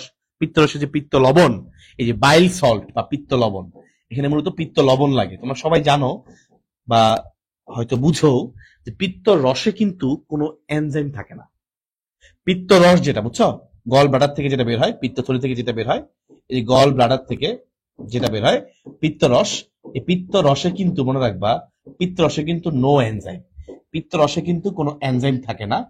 পিত্ত রসে তাহলে কি থাকে? লবণ থাকে, পিত্ত লবণ থাকে। এই লবণগুলো দিয়ে মূলত বড় বড় চর্বির টুকরা ছোট ছোট হয়। এবং এই পিত্তরসটা কি অম্লীয় না ক্ষারীয়? খুব ইম্পর্টেন্ট কোশ্চেন। এই পিত্তরস হচ্ছে অবশ্যই ক্ষারীয়, খেয়াল রাখবা। ক্ষারীয় কেন? কারণ এর মধ্যে থাকে বাইকার্বনেট, এই যে। এবং এই পিত্তরস যেহেতু ক্ষুদ্রান্ত্রে নিঃসৃত হয়, এই জন্য কিন্তু ক্ষুদ্রান্ত্র হচ্ছে ক্ষারীয়। এই যে ক্ষুদ্রান্ত্র ক্ষারীয়, খুবই easy and very important question. পিত্তরস কেমন হবে? পিত্তরস হচ্ছে ক্ষারীয়,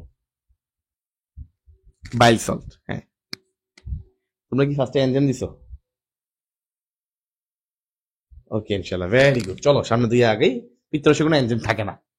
সবচেয়ে বেশি খাদ্য সার হবে এটা, সবচেয়ে বেশি খাদ্য সার শোষিত হয় কোথায়? খাদ্য শোষণ, এটা কিন্তু বোর্ডের প্রশ্ন, বুঝছো? এই যে বললাম না বোর্ডের কোশ্চেন পিছনে সলভ করতে হবে, এগুলো কখন করবা? মাঝে মধ্যে, যে গ্যাপে গ্যাপে করে ফেলবা, এখনই করে ফেলার আমি পরামর্শ দিব 1 তারিখের মধ্যে। সবচেয়ে বেশি খাদ্য সার শোষিত হয়, ভাই মনে রাখবা, জেজুনামের মধ্যে। সবচেয়ে বেশি খাদ্য সার শোষিত হয় কোথায়? উত্তর হচ্ছে জেজুনামে। সবচেয়ে বেশি খাদ্য সার শোষণ হয় কোথায়? খুব ইম্পর্টেন্ট, উত্তর হচ্ছে জেজুনামে, ইনশাল্লাহ। নেক্সট, কোন এনজাইম ব্যাকটেরিয়া ধ্বংস করে? আমরা জানি বিভিন্ন এনজাইম বিভিন্ন কাজ করে, বিভিন্ন এনজাইম পরিপাকে অংশগ্রহণ করে, কিন্তু কোন এনজাইম আছে যেটা ব্যাকটেরিয়াকে ধ্বংস করে? খুবই ইম্পর্টেন্ট কোশ্চেন, তাই মনে রাখবা। ব্যাকটেরিয়া ধ্বংস করে মূলত লাইসোজাইম। ব্যাকটেরিয়া ধ্বংস করে কোনটা? উত্তর হচ্ছে লাইসোজাইম। তাহলে ব্যাকটেরিয়াকে ধ্বংস করার কাজ করে লাইসোজাইম। এবং লাইসোজাইম কিন্তু শুধুমাত্র আমাদের মুখের লালারসে আছে এমন না, চোখেও আছে। তাহলে আমাদের চোখের পানি, বুঝছো, চোখের পানিতে কিন্তু লাইসোজাইম আছে। এই জন্য কোনো জায়গায় কেটে গেলে, ছোট কেটে গেলে, ঘা হলে চোখের পানি লাগাই দিলেও মোটামুটি কাজ হবে কিছুটা।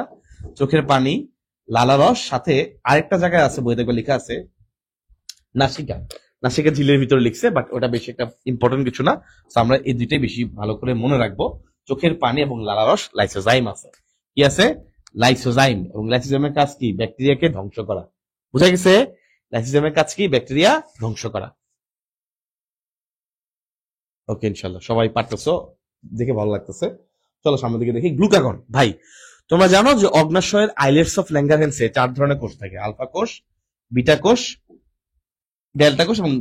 ডেল্টা কোষ এবং মনে করো পিপি কোষ বা গামা কোষ, বা পিপি কোষ। ওকে, 4 ধরনের কোষ থাকে। এই আলফা কোষ থেকে বের হয় গ্লুকাগন। গ্লুকাগন বিটা কোষ থেকে বের হয় ইনসুলিন। ঘুরে ফিরে এই দুইটাই বারবার আসে, তাই না? খেয়াল করো, খুবই ইজি। যখন কারো ডায়াবেটিস হয়, মানে গ্লুকোজ বেড়ে যায়, ডায়াবেটিস যখন বলি ডায়াবেটিসের রোগী, মানে গ্লুকোজ বেড়ে গেছে। ওকে, যখন গ্লুকোজ বেড়ে যায়, এই গ্লুকোজ বেড়ে গেলে ইনসুলিনের ইনজেকশন দেওয়া হয়। ইনসুলিনের কাজ হচ্ছে ইনসুলিন গ্লুকোজটাকে কমায়। ইনসুলিনের কাজ গ্লুকোজটাকে কমানো। আর গ্লুকাগন নামের মধ্যে গ্লুকোজ আছে, রাইট? তো গ্লুকাগনের কাজ কি? গ্লুকাগন মূলত গ্লুকোজটা বাড়াবে, রক্তে গ্লুকোজ বাড়াবে। তাহলে নামের মধ্যেই কাজটা ভাইয়া লিখা আছে। তাহলে গ্লুকাগন কি করবে? গ্লুকোজ বাড়াবে। ঠিক আছে, তাহলে উল্টা কাজ করে, রাইট? আচ্ছা, তাহলে আমরা দেখি গ্লুকাগন রক্তে গ্লুকোজ কমায় না, এটা হবে না, বাড়াবে হবে। অগ্নাশয়ের ডেল্টা কোষ না, এটা বের হয় মূলত আলফা কোষ থেকে। একটা পলিপেপটাইড এনজাইম একটা ইনসুলিনের সাথে বিপরীত ভাবে সম্পর্কিত। এই যে উত্তর মিলে গেছে। আমরা এখানে তুমি 4টা অপশন পড়লেই পারফেক্টলি উত্তর পেয়ে যাবে, এটা নিয়ে ডাউট নাই। ইনসুলিনের সাথে একদমই অপোজিট। ইনসুলিন গ্লুকোজ কমায়, আর গ্লুকাগন গ্লুকোজ বাড়ায়। বুঝে গেছে? একদমই উল্টা। ইনসুলিন গ্লুকোজ কমায়, খুবই ইম্পর্টেন্ট, এটা কিন্তু মনে রাখবা, খুবই ইম্পর্টেন্ট। যে কোনো বারই এটা মেডিকেলে বা ডেন্টালে ইনশাল্লাহ চলে আসতে পারে। ইনসুলিন গ্লুকোজ কমায় আর গ্লুকাগন গ্লুকোজ বাড়ায়।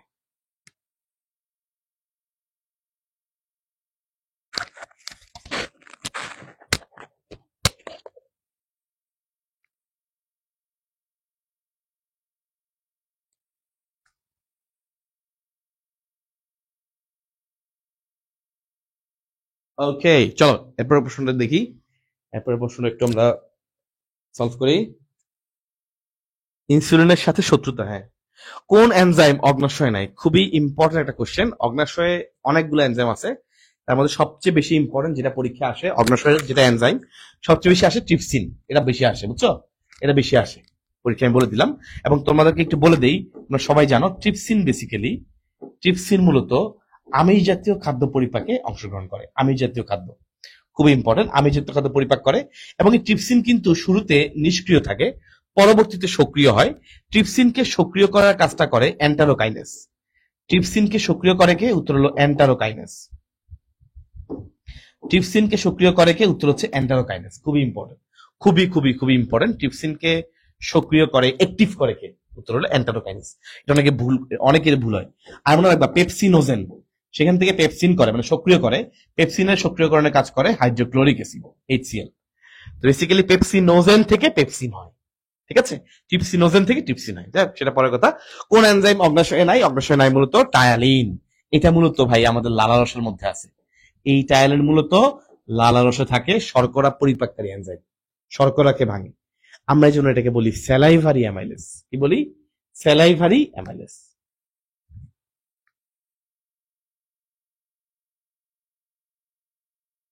অর্পিতা, রাকিব, তাসিন, জুয়েল, নিতু, নাইমা, নুসরাত, জাবা, হাবিব, ইভা, মোহনা, মাইশা, নাইমা।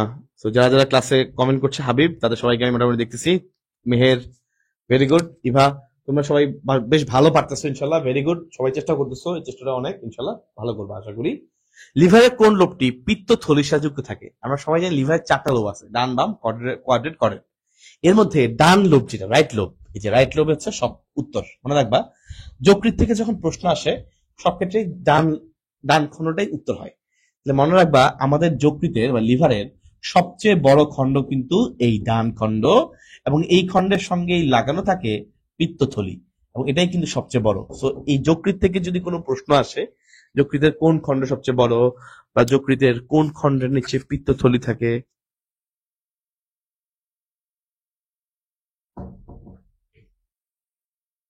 বুঝবা উত্তর হবে অলওয়েজ ডান খণ্ড। ঠিক আছে, উত্তর হবে অলওয়েজ ডান খণ্ড।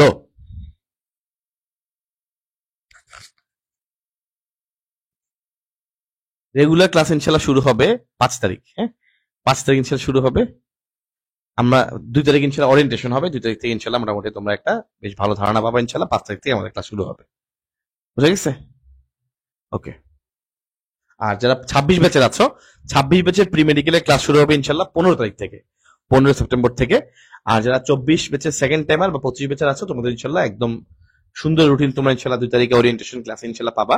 এবং সেই রুটিন ধরে ইনশাল্লাহ আমরা পুরো আমাদের সবগুলো chapter physics, chemistry, biology, GK, English সুন্দর প্ল্যান ইনশাল্লাহ পাবা। ওখান থেকে তুমি তোমার প্রিপারেশন শুরু করতে পারবা।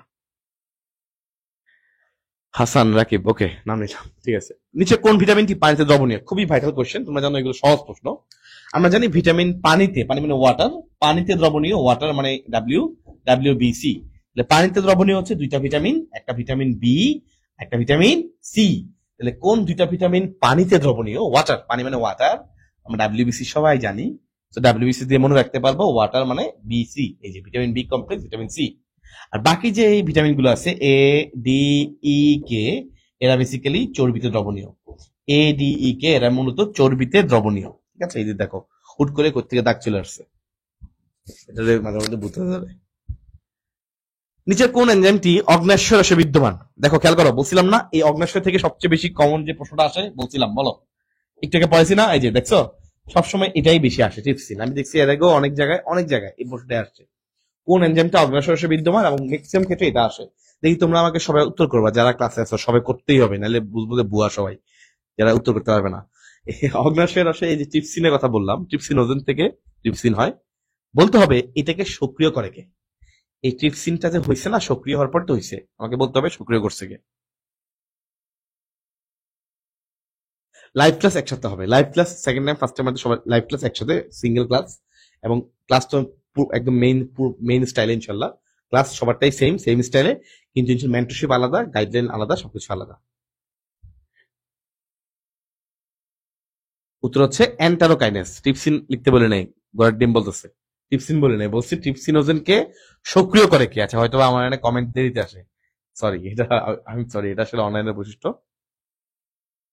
সরি। ট্রিপসিনোজেনকে ট্রিপসিন করতেছে, সক্রিয় করে কি? উত্তর হচ্ছে এন্টারোকাইনেস, উত্তর হচ্ছে এন্টারোকাইনেস।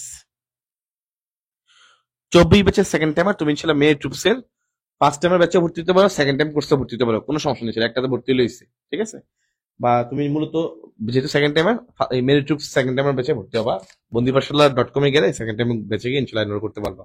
তো ফার্স্ট টাইমেও এনরোল করতে পারো, সব জায়গায় প্রোমো কোড কিন্তু সেম, ডিএমসি 1700। ফার্স্ট টাইমার যে গ্রুপটা আছে, হ্যাঁ, ফার্স্ট টাইমার কোর্সে ডিএমসি 1700, এই প্রোমো কোডটা ইউজ করলে 1700 টাকা ডিসকাউন্ট পাবা। আর সেকেন্ড টাইমের ক্ষেত্রে প্রোমো কোডটা আমি ভুলে গেছি এই মুহূর্তে হঠাৎ করে, আবার সমস্যা নাই, তোমরা ওটাতে বা বন্ধুদের সাথে পেজে নক করতে পারো, বা একটু আমার পোস্ট দেখে নিতে পারো, আমি বলে দেবো ইনশাল্লাহ। ওকে, এন্টারোকাইনেস, ভেরি গুড, ভেরি গুড। চলে আসার পরে অন্ত্রে কোন স্তরে গবলেট কোষ থাকে? ভাই মনে রাখবা, যত প্রকারের কোষের কথা বলবো বা যত রকমের, ধরো আমি বললাম যে পাকস্থলী কোন স্তরে চিফ কোষ থাকে, যাই বলি এরকম কোষগুলো কোন স্তরে থাকে, মনে রাখবা উত্তর একদম ফিক্স, সকল কোষই একদম ভিতরের স্তর, ভিতরের লেয়ার, একদম ভিতরের লেয়ার নাম হচ্ছে মিউকোসা। তো মনে রাখবা যে এটা শুধু অন্ত্রের বেলায় না, যে কোনো কিছু পাকস্থলী টাকস্থলী সবার বেলাতেই যে কোনো কোষ, বুঝছো? ধরো বললাম যে ভিলাই কই থাকে, হ্যাঁ, ভিতরের দিকে ভাঁজ, এরকম যা ভাঁজ বা কোষ এরকম যেগুলো আছে সবগুলাই ভিতরের লেয়ারে মিউকোসাতে, এটা নিয়ে কোনো ডাউট নাই। যেমন ক্ষুদ্রাংশের মধ্যে এরকম ভিলাই থাকে, অভিক্ষেপ থাকে, এটা কই? হ্যাঁ, কি ব্যাপার, কাহা গায়া, দেখছো? এইলো এইলো অবস্থা, যে এই হচ্ছে হঠাৎ করে ভূতে ধরে এই বুটটাতে, শয়তানের আসর আছে, কই এলো? যাক, এই যে দেখো, এই হচ্ছে এই এরকম ক্ষুদ্রান্তের ভিতরের দিকে এরকম ভিলাই থাকে, ভিলাই থাকে। এটা আমরা কিভাবে মনে রাখবো জানো? ভিক্ষুক দিয়ে, ভিক্ষুক ভিক্ষুক মানে ভিলাই থাকে ক্ষুদ্রান্তে। এবং দেখো খেয়াল করে দেখো, কিরে আবার দাগ দুইটা হয়ে গেছে, বুঝলাম না কাহিনীটা। এই যে ভিলাই থাকে, ভিক্ষুক দিয়ে মনে রাখবো যে, দেখছো কাহিনীটা, দেখছো কাহিনীটা, এই যে ভিক্ষুক দিয়ে, তোমার তো মনে মজা লাগতে যে লা হাওলা ওয়ালা কুওয়াতা ইল্লা বিল্লাহিল আলিয়্যিল আযীম। খেয়াল করো, ভিলাই, এই কি রে ভাই, এটা ব্যাকবোনের বোর্ড, ব্যাকবোন, ব্যাকবোন একটা কোম্পানি আছে তাদের বোর্ড। ভিলাই হচ্ছে কিউ দিয়ে মনে রাখবো ক্ষুদ্রান্ত্র, কি যে ক্ষুদ্রান্ত্র, তাহলে ভিলাই থাকে কোথায়? ক্ষুদ্রান্ত্রে। ওকে, খুব ইম্পর্টেন্ট। এবং এটা সবাই কিন্তু মিউকোসা লেয়ার, এই যে সবাই মিউকোসা, সবাই মিউকোসা লেয়ারের অংশ। হ্যাঁ, মজা নিতেছ তোমরা না? ঠিক আছে, নাও নাও, তোমাদের দিন। তাহলে এই কোষগুলো সবাই থাকে ভিতরের লেয়ারে, ভিতরের লেয়ার হচ্ছে মিউকোসা। আর সাব মিউকোসা, কি রে, মিউকোসা আর সাব মিউকোসা, এটার মধ্যে থাকে, মনে রাখবা, সবাই লিখে রাখো, রক্তনালী এবং স্নায়ু, রক্তনালী এবং স্নায়ু, এরা থাকে সাব মিউকোসের স্তর। দেখো রক্তের ত্বক গায়েব হয়ে গেছে, কথা, রক্তনালী ও স্নায়ু এগুলো থাকে সাব মিউকোসের স্তরে।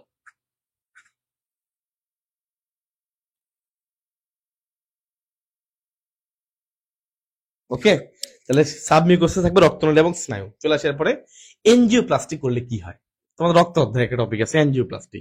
ডক্টর আন্দ্রেস গ্রয়েনজিগ এটা আবিষ্কার করছে। এটা কাহিনী কি, এটা হচ্ছে বড় ধরনের অস্ত্রোপচার ছাড়াই, বড় কোনো অস্ত্রোপচার নাই যে হার্ট মার্ট কেটে খুলে এরপর অস্ত্রোপচার করবে এমন না, বড় ধরনের অস্ত্রোপচার ছাড়াই এই যে এই ছোট ছোট ধমনির কোন একটা ব্লক সরানোর যে প্রক্রিয়া, এটাকে বলে এনজিওপ্লাস্টি। তো ব্লক সরাই দিলে কি হবে, যে তোমার সরু ধমনী সেটা প্রশস্ত হবে। খুবই সিম্পল অ্যান্সার, তুমি যদি ব্লক সরাই দাও কি হবে, সরু ধমনী গুলা প্রশস্ত হবে। তো এটা হচ্ছে বড় ধরনের অস্ত্রোপচার ছাড়াই ধমনীর ব্লক বা ধমনীর রুদ্ধতা সরানোর প্রক্রিয়া, সরু ধমনীকে প্রশস্ত করার প্রক্রিয়া। বুঝা গেছে?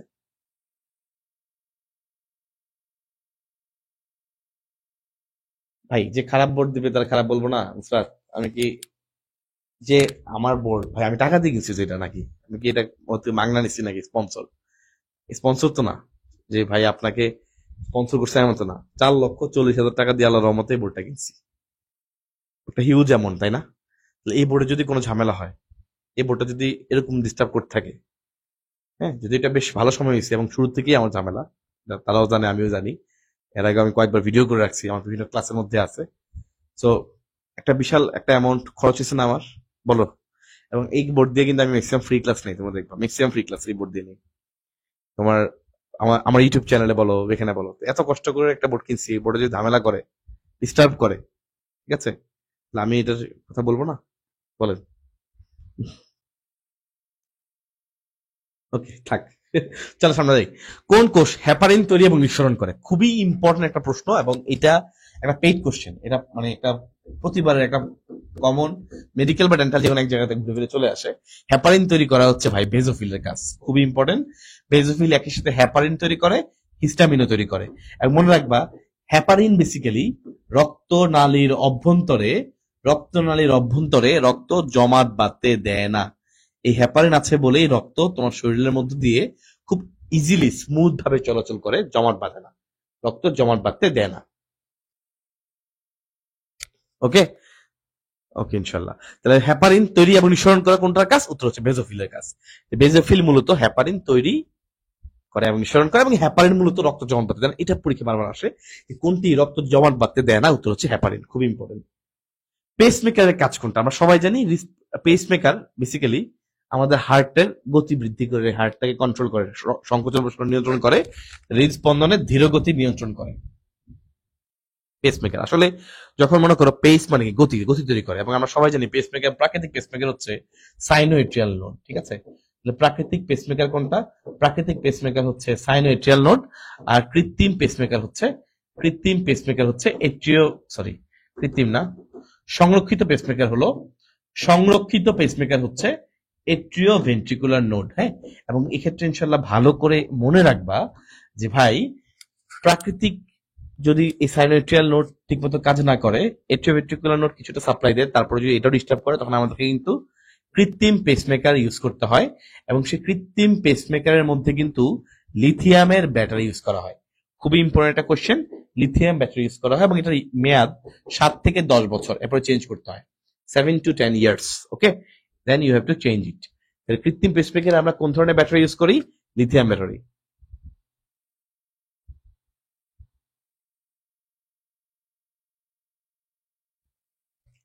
ওকে, সো যে লিথিয়াম ব্যাটারি, এটা কিন্তু খেয়াল করবে, এখানে তোমাদের অনেক সময় ভুল হবে। অনেক সময় তোমাদেরকে এই জায়গাতে লিথিয়ামের জায়গায় লিথিয়াম আয়ন দিয়ে দিবে, বুঝছো? এটা কিন্তু লিথিয়াম আয়ন হবে না, শুধুমাত্র লিথিয়াম আয়ন কখন হয়, যেগুলোকে চার্জ দেওয়া যায়। তুমি হার্টের রেটে কি চার্জ দিতে পারবা? যে কারেন্টের সামনে কি দাঁড়িয়ে থাকতে পারবা? পারবা না। চার্জ দিতে পারবা মোবাইল ফোনকে, চার্জ দিতে পারবা ল্যাপটপকে, ওগুলোর মধ্যে হয় লিথিয়াম আয়ন। তো যেগুলোকে তুমি চার্জ দিতে পারবা, চার্জ দেওয়া যায়, ওগুলোর মধ্যে থাকে lithium ion battery, lithium ion battery. আর চার্জ দিতে না পারলে শুধু লিথিয়াম। ঠিক আছে, ইনশাল্লাহ। প্লাজমার কোন উপাদান রক্তক্ষরণ বন্ধে সহায়তা করে? আমরা সবাই পারি, বাচ্চা প্রশ্ন। ফিব্রিনোজেন বা ফাইব্রিনোজেন। আমরা জানি এটা রক্ত তঞ্চনে হেল্প করে, এবং আমাদের রক্ত তঞ্চনে যে 13টা ক্লটিং ফ্যাক্টর আছে, তার মধ্যে প্রথমটাই হচ্ছে ফাইব্রিনোজেন, খুবই ইম্পর্টেন্ট। তাহলে এটা হচ্ছে প্রথম ক্লটিং ফ্যাক্টর। তোমরা জানো ফুল পরে টুপ করে এটা দিয়ে আমরা পড়ি। প্রথম যে clotting factor, clotting clotting factor, এটা নামই হচ্ছে ফিব্রিনোজেন। ঠিক আছে, ফ্যাক্টর। আচ্ছা, এই ক্লাসের পিডিএফটা কিভাবে পাবো বলো তো? কিভাবে দিতে পারি তোমাদেরকে, বলো? এই ক্লাসের উপরে ইনশাল্লাহ ড্রাইভ লিঙ্কে তোমাদেরকে পিডিএফটা দিয়ে দিব। ঠিক আছে, ক্লাসের ক্যাপশনে পরবর্তী এডিট করে দিয়ে দিব, খেয়াল রেখো। নিচে কোনটি রক্তে বেড়ে গেলে অ্যাথেরোস্ক্লেরোসিস হতে পারে? ভাই, অ্যাথেরোস্ক্লেরোসিস মানে যখনই চর্বি জমে ধমনীর এটা ব্লক হয়ে যাওয়া শুরু করে, এটি হচ্ছে অ্যাথেরোস্ক্লেরোসিস। চর্বি টর্বি জমে ব্লক হওয়া শুরু করছে, এবং এটা বেসিক্যালি এলডিএল এর কারণে হয়। এলডিএল যখন বাড়ে অ্যাথেরোস্ক্লেরোসিস হয়। মনে রাখবা, এলডিএল কিন্তু খারাপ, এলডিএল বাড়াটা কিন্তু খারাপ, কিন্তু এইচডিএল হচ্ছে ভালো।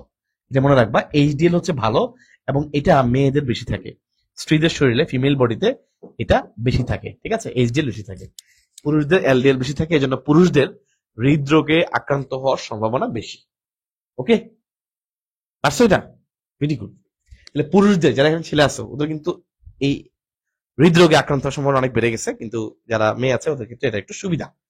রক্ত হচ্ছে কিছুটা, আমরা সবাই পারি ভাই, এটা বাচ্চা প্রশ্ন। রক্তের পিএইচ আমরা সবাই জানি কত, 7.4। আমরা সুন্দর করে লিখলে 7.35 থেকে 7.45, রাইট? এটা 7 এর উপরে গেলে আমরা জানি ক্ষার, তাই না? তো এটা সামান্য ক্ষারীয়, এটা খুবই সিম্পল একটা কোয়েশ্চেন, সামান্য ক্ষারীয়। যদি রক্তের পিএইচ এই 7.45 এর চেয়ে যদি পিএইচ এর মানটা বড় হয়, আমরা এটাকে বলি অ্যালকালোসিস। অ্যালকালোসিস মানে বেশি ক্ষারীয় হয়ে যাওয়া, ক্ষার। যদি সেটা 7 চেয়ে কম হয়, তখন আমরা তাকে বলি এসিডোসিস। এসিডোসিস, এটা মেডিকেল একবার আসছিল। তাহলে খেয়াল রাখবো, যদি 7.45 এর চেয়ে বেশি হয় আমরা এটাকে বলবো অ্যালকালোসিস, 7.7 এর চেয়ে কম হলে আমরা বলবো এসিডোসিস। সহজ প্রশ্ন। ভ্রূণে লোহিত কণিকা সমূহ নিম্নের কোথায় তৈরি হয়? খুবই সহজ এবং ইম্পর্টেন্ট প্রশ্ন। আমরা যখন ভ্রূণ অবস্থায় ছিলাম, তখন আরবিসি তৈরি হইতো মূলত মেইন জায়গা হচ্ছে প্লিহাতে। কিন্তু তুমি যখন পরিণত হয়েছো বা অ্যাডাল্ট হয়েছো, বা তোমার জন্মগ্রহণের কিছুদিন পর থেকেই এই প্লিহাই মূলত আরবিসি ভাঙে। আরবিসি ভাঙে হচ্ছে প্লিহাতে, তাহলে উল্টা কাজ করে, রাইট? যেই প্লিহা আগে তোমার জন্য আরবিসি তৈরি করতো, এখন সেই প্লিহাই আরবিসি ভাঙে। ওকে, এবং এই জন্য এই প্লিহাকে বলা হয় লোহিত রক্তকণিকা বা আরবিসির কবরস্থান। আরবিসির কবরস্থান, এবং একই সাথে এটার মধ্যে বেশ ভালো পরিমাণে রক্ত জমা থাকে, কিছুক্ষণ সঞ্চিত থাকে।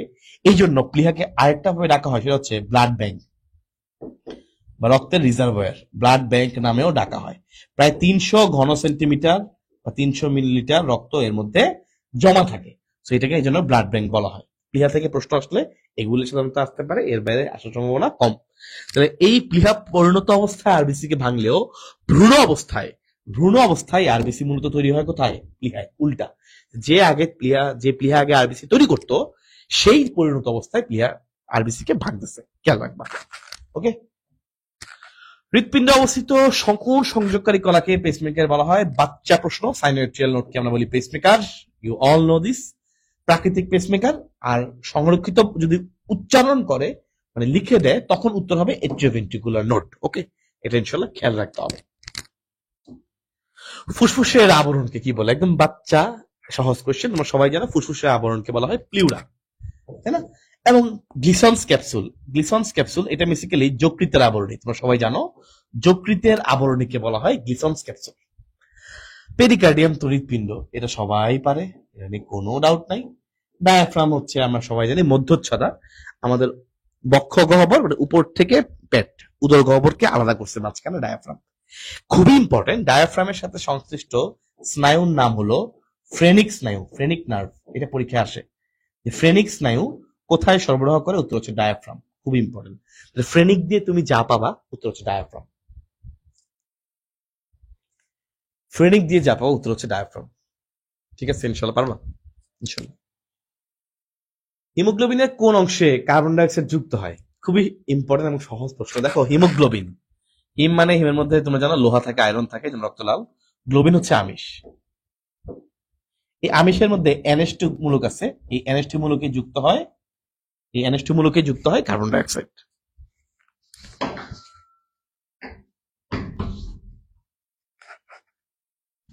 ওকে, তাহলে এই আমিষের মধ্যে আমরা সবাই জানি আমিষের মানে হচ্ছে অ্যামাইনো অ্যাসিড।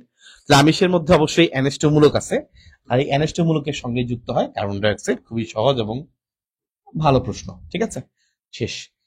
এই হিমোগ্লোবিনের একটা গুরুত্বপূর্ণ রোল হচ্ছে, তোমরা সবাই জানো, অক্সিজেন পরিবহন করা। এবং একটা হিমোগ্লোবিন যে বলি আমরা, সেখানে মূলত 4টা আমিষের চেইন আছে, বুঝছো? সেখানে মূলত 4টা আমিষের চেইন আছে।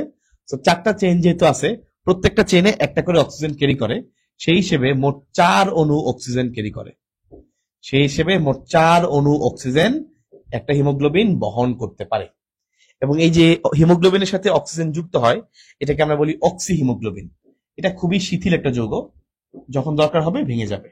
অক্সি হিমোগ্লোবিন, এবং অক্সিজেনের ম্যাক্সিমাম কিন্তু এই অক্সি হিমোগ্লোবিন হিসেবেই পরিবাহিত হয়। ঠিক আছে। অন্তঃশোষণ, কোষের ভিতরে যেটা হয়, তাই না? এবং এটা দেখো, কোষ এবং রক্তে সমৃদ্ধ হয়। আসলে কিন্তু মোটামুটি সত্যি বলা চলে, কারণ কোষের মধ্যে তো হয় এবং রক্তের মাধ্যমে পরিবাহিত হয়। বহিঃশোষণ কোনটা? বহি মানে যেটা আমরা এক্সচেঞ্জ করি, আমরা অক্সিজেন গ্রহণ করি, কার্বন ডাইঅক্সাইড ত্যাগ করি, এটাকে বলে বহিঃশোষণ। আর অন্তঃশোষণ হচ্ছে এটা ভিতরে হচ্ছে, খেয়াল করে দেখো, কোষ এবং রক্তের ভিতরে। ওকে, নেক্সট, আমরা জানি কোষের মধ্যে শ্বসন প্রক্রিয়ায় শক্তি উৎপন্ন হয়, এটা কিন্তু অন্তঃশোষণ। এই যে নির্দিষ্ট পরিমাণে শক্তি উৎপন্ন হয়, তাহলে এখানে দুইটাই সঠিক। তো যেটা আসলে সারা উত্তর নিয়েছে, এটা বলা হচ্ছে না সারা আসলে কোনটা উত্তর নিয়েছে, ওইটা আসলে উত্তর হবে। নির্দিষ্ট পরিমাণ শক্তি উৎপন্ন হবে, এনজাইম দ্বারা প্রভাবিত হয় না, ভৌত রাসায়নিক প্রক্রিয়াও না। তাহলে উত্তর হচ্ছে A আর B, যে কোনো একটা দাগালেই। সারারা কোনটা নিচ্ছে আমরা জানি না। দুইটা উত্তর আসলে কখনোই মেডিকেলে না দাগানোই ভালো, এটা মনে রাখবা। চেষ্টা করবো অলওয়েজ একটা উত্তর দেওয়ার জন্য, এবং এই একটা উত্তরই আসলে সারা কাউন্ট করে, এবং যেটা দাও আল্লাহ ভরসা। যদি এরকম একদম ডাবল প্রশ্ন থাকে আর না দাগাইলেও সমস্যা নেই, না দাগাইলেই ভালো, কারণ আবার ওই মাইনাস মার্কিং হওয়ার চান্স থাকে তো কনফার্ম, সেই জন্য। চলে আসে আমরা এটা, এলভিলাস থেকে অক্সিজেন রক্তে কিভাবে প্রবেশ করে? আমরা সবাই জানি এলভিলাসের মধ্যে ধরো অক্সিজেনের চাপ থাকে মনে করো 104 মিলিমিটার মার্কারি, আর রক্তের মধ্যে অক্সিজেনের চাপ থাকে মনে করো 40 মিলিমিটার মার্কারি।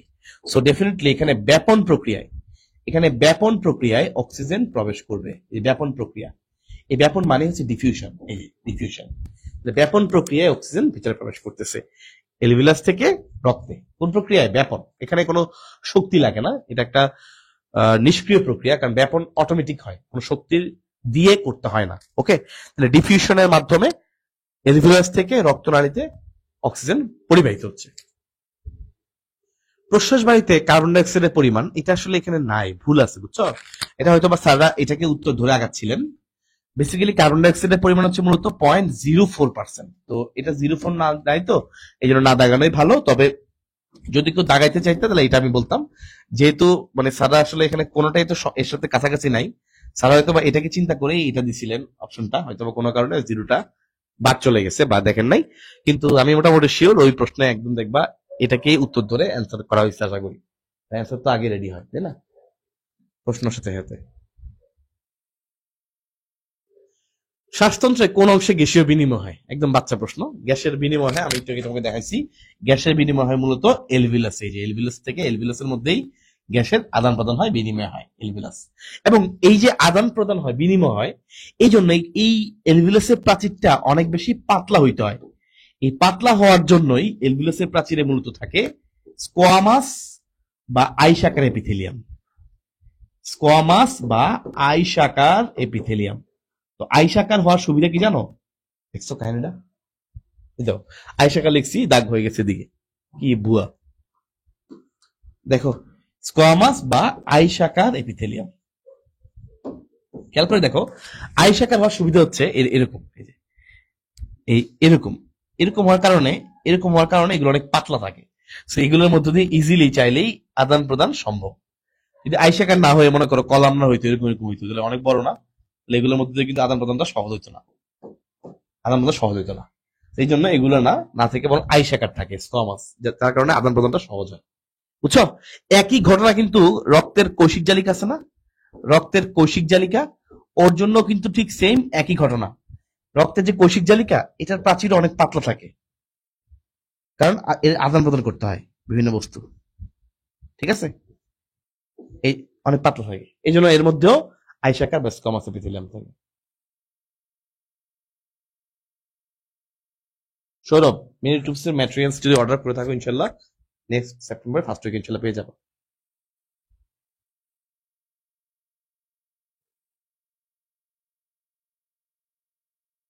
প্রশ্বাসিত অক্সিজেন গ্রহণ করি, কার্বন ডাই অক্সাইড প্রশ্বাস বায়ু থেকে থাকে। ভাই প্রশ্বাস বায়ু মানে কিন্তু আমরা যে বাতাসটা গ্রহণ করি, তাই না? এই বাতাস মানে প্রকৃতি, এই যে বাতাসটা আছে, বায়ুমণ্ডল যেটা আছে, এই বাতাসটা আমরা গ্রহণ করি, রাইট? এই বাতাসের মধ্যে কি কার্বন ডাই অক্সাইড নাই? আছে।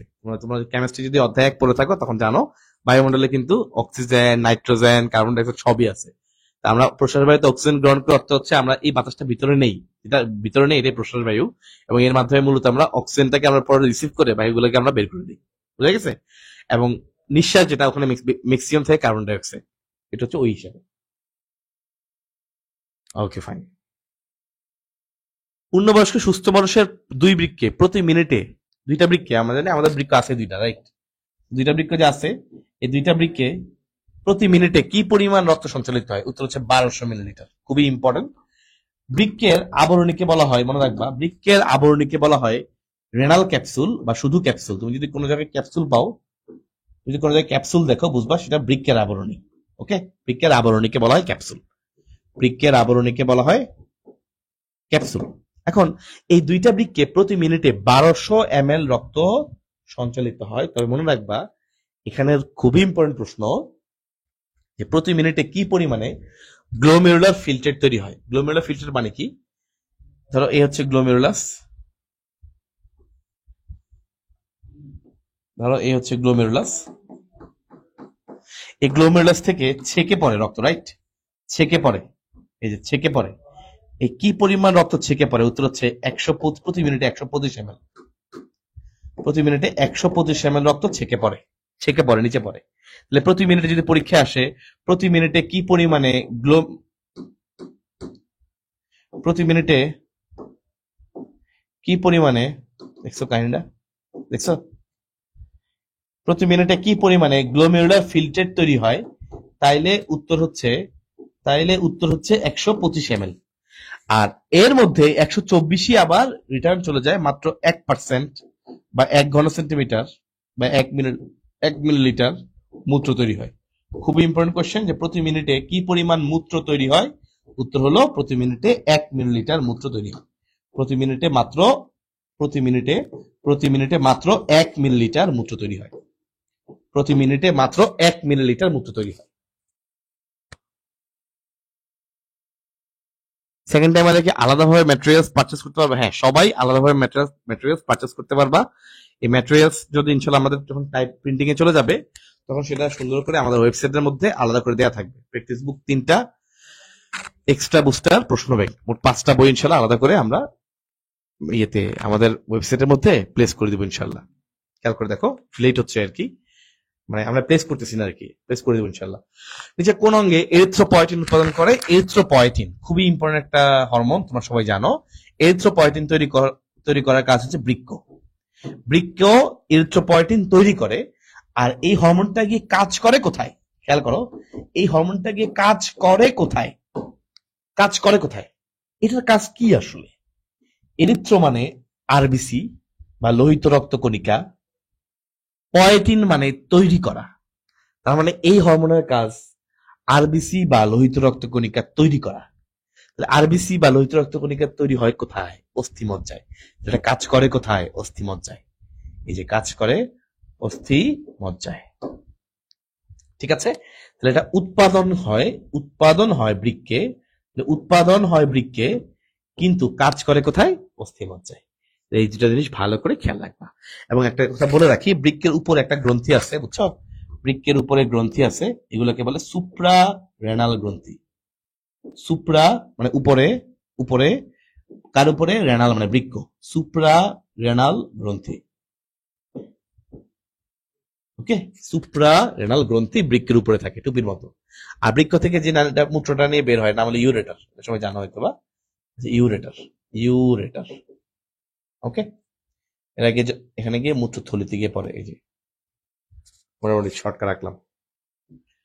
আচ্ছা ঠিক আছে, চলে আসার পরে ডেলটয়েড টিউবারসিটি কোন অস্থির অংশ? তোমরা সবাই জানো ডেলটয়েড মাংসপেশি, ওই যে এই যে ডেলটয়েড পেশি থাকে, এটা কিন্তু এসে মনে আছে ডেলটয়েড রিজ পড়েছিল, রিজ মানে খসখসা অংশ।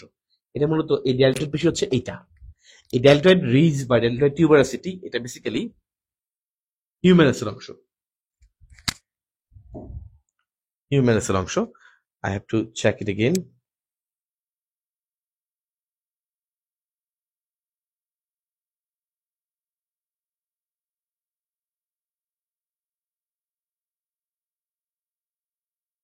ওকে, পারছো ইনশাল্লাহ?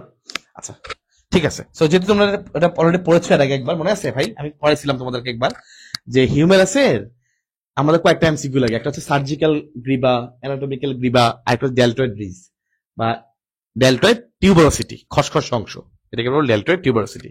এটা হিউম্যানাসের অংশ। হ্যাঁ, এটা হিউম্যানাস থেকে এই প্রশ্নটা আসা পরীক্ষায়। কোনটি হাড়ের সাথে পেশিকে সংযুক্ত করে? আমরা সবাই জানি পেশি মূলত এরকম মোটা থাকে, এরপর আস্তে চিকন হয়ে এরপরে হাড্ডির সাথে গিয়ে জোড়া লাগে, চিকন হয়ে হাড্ডির সাথে গিয়ে জোড়া লাগে। এই যে যখন সে চিকন হয়ে হাড্ডির সাথে জোড়া লাগে, এটাকে বলা হয় টেন্ডন, এটাকে বলা হয় টেন্ডন। এই যে টেন্ডন, এই যে এটাকে বলা হয় টেন্ডন। ধরো পিছনে এটা মনে করো হাড্ডিটা, ধরো এটা পিছনে মনে করো হাড্ডিটা, সাপোজ এটা হাড্ডি, হ্যাঁ অস্থি। তাহলে এই অস্থির সাথে, তাহলে অস্থির সাথে খেয়াল করছো, অস্থির সাথে পেশিকে, অস্থির সাথে পেশিকে জোড়া লাগায় কে? অস্থির সাথে পেশিকে জোড়া লাগায় কে? উত্তর হচ্ছে টেন্ডন। আর যদি পরীক্ষায় আসে যে অস্থির সাথে অস্থি, হাড্ডির সাথে হাড্ডিকে জোড়া লাগায় কে? অস্থির সাথে অস্থি, হাড্ডির সাথে হাড্ডিকে জোড়া লাগায় কে? দেখছো কি অবস্থা হয়েছে, বেকুব। অস্থির সাথে অস্থিকে জোড়া লাগে হচ্ছে লিগামেন্ট, মনে রাখবা। অস্থির সাথে অস্থি মানে হাড্ডির সাথে হাড্ডিকে জোড়া লাগায় লিগামেন্ট। ওকে, তাহলে অস্থির সাথে অস্থিকে জোড়া লাগায় লিগামেন্ট, অস্থির সাথে পেশিকে জোড়া লাগায় টেন্ডন। যারা পেরেছো ভেরি গুড, সবাই কমেন্ট করতেছো, ভেরি গুড। চলে আসার পরে মাথার খুলিতে কয়টা হাড় আছে? মাথার খুলি মেডিকেল ভর্তি পরীক্ষার জন্য ইম্পর্টেন্ট। তোমরা সবাই জানো চলন অধ্যায়ে একটা বক্স আছে, রাইট? ওই বক্স থেকে যে হাড্ডির বক্স, ওখান থেকে মনে রাখবা মাথা সম্পর্কিত যেই এমসিকিউ গুলো আছে, হ্যাঁ, মাথার খুলিতে মনে করো এখানে আছে 29টা, করটিকার মধ্যে আছে মনে করো 8টা, করটির মধ্যে আছে 29টা। এই যে এই এমসিকিউ গুলো পরীক্ষায় আসে, এগুলো মুখমণ্ডলীয় অস্থি 14টা। মানে মাথা সম্পর্কিত যে এমসিকিউ গুলো আছে, হাড্ডির সংখ্যাগুলো আছে, বিগত বছরগুলো দেখা গেছে এগুলোই বেশি আসে, খেয়াল রাখবা। তাহলে মাথার খুলিতে হাড্ডি আছে টোটাল 29টা, হ্যাঁ। আর যদি আমরা বলতাম মাথার যে করটিকা, আসলে এটা প্রশ্ন একটু হিজিবিজি করে ফেলছে আর কি, একটু মানে বেশি পণ্ডিতি করছে। করটিকা আসলে মাথার খুলি, মানে ওই উপরের যে খোলসটা মাথার করটিকা, এটার মধ্যে মূলত হাড্ডি আছে 8টা, হ্যাঁ। আর যে করটি বলে তাইলে 29টা হবে, করটি বলে 29টা। যদি মুখমণ্ডলীয় অস্থি বলে, মুখমণ্ডলীয় অস্থি, মুখের মধ্যে কয়টা আছে? মুখমণ্ডলীয় অস্থি, তাইলে মনে রাখবা মুখমণ্ডলীয় অস্থির মধ্যে আছে 14টা। খুবই ইম্পর্টেন্ট, ঠিক আছে? ইনশাল্লাহ দেখবা এগুলোর মধ্যে তুমি বেশ ভালো পরিমাণে জিনিস কম পাবা। ওকে, মুখমণ্ডলীয় অস্থি 14টা।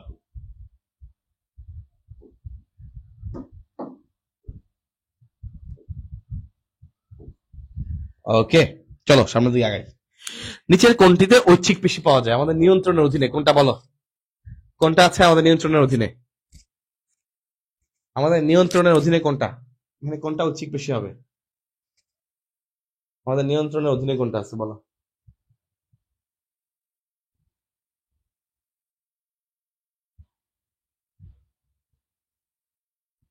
আমাদের নিয়ন্ত্রণে হচ্ছে জিহ্বা। Very good. তাহলে জিহ্বা হচ্ছে ঐচ্ছিক পেশি, তাহলে জিহ্বা হচ্ছে ঐচ্ছিক পেশি, এবং আমরা কন্ট্রোল করতে পারি, ডানে বামে উপরে নিচে ঘুরাতে পারি। এর বাকি কোনোটাই আমরা কন্ট্রোল করতে পারি না। হৃৎপিণ্ড তো হৃৎপেশি থাকে, জরায়ু হচ্ছে কন্ট্রোলের বাইরে, এটা হচ্ছে অনৈচ্ছিক পেশি, পাকস্থলী অনৈচ্ছিক পেশি, ঠিক আছে? ওকে, মস্তিষ্কের কোন অংশ মানুষের ক্ষুধা নিয়ন্ত্রণ করে? ভাই মনে রাখবা পড়ালেখা সংক্রান্ত কোন একটা এমসিকিউ যদি তোমাকে জিজ্ঞাসা করি, পড়ালেখা সংক্রান্ত, তাহলে মনে রাখবো উত্তর হচ্ছে হাইপোথ্যালামাস। কিরকম? তোমাকে বললাম যে পড়ালেখার তৃষ্ণা আছে, তোমার পড়াশোনা করার তৃষ্ণা আছে, তৃষ্ণা আছে, যেগুলো ওয়ার্ড গুলো ইউজ করা যায়। পড়াশোনা করার তৃষ্ণা আছে, বল না যে পড়াশোনা করার যে ক্ষুধা, যে ক্ষুধা তোমাকে অনেক বড় করে তুলবে, এরকম যে আবেগাত্মক কথাগুলা, পড়াশোনার প্রতি ভালো লাগা, পড়াশোনার প্রতি ঘৃণা, পড়াশোনার প্রতি উদ্বেগ, উদ্বিগ্ন হওয়া, এই যে পড়াশোনার সাথে সংশ্লিষ্ট লাগাই দিলেই কাব্যিক ভাষায় তুমি ওয়ার্ড গুলো ইউজ করতে পারবা, বুঝে যাবা এগুলো সবগুলোই হাইপোথ্যালামাসের কাজ। দেখো পড়াশোনার প্রতি তোমার ক্ষুধা আছে, হ্যাঁ আছে, এটা হচ্ছে হাইপোথ্যালামাসের কাজ। বুঝা গেছে? তাহলে এইভাবে আমরা হাইপোথ্যালামাসের কাজগুলো বের করতে পারি। আর যদি পরীক্ষা আসে উদ্বেগ, উদ্বিগ্ন হওয়া, কোনটা কাজ? তুমি মনে রাখবা, মিলে দেখবো পড়াশোনা দিয়ে মিলে কিনা। হ্যাঁ, পড়াশোনার প্রতি উদ্বিগ্ন হওয়া, হ্যাঁ মিলে, তাহলে এটা হচ্ছে হাইপোথ্যালামাস। ভালো লাগা, ঘৃণা, এগুলো কার কাজ? এই যে পড়াশোনার প্রতি ভালো লাগা, পড়াশোনার প্রতি ঘৃণা মিলে যায়, তাহলে এগুলো হচ্ছে হাইপোথ্যালামাস।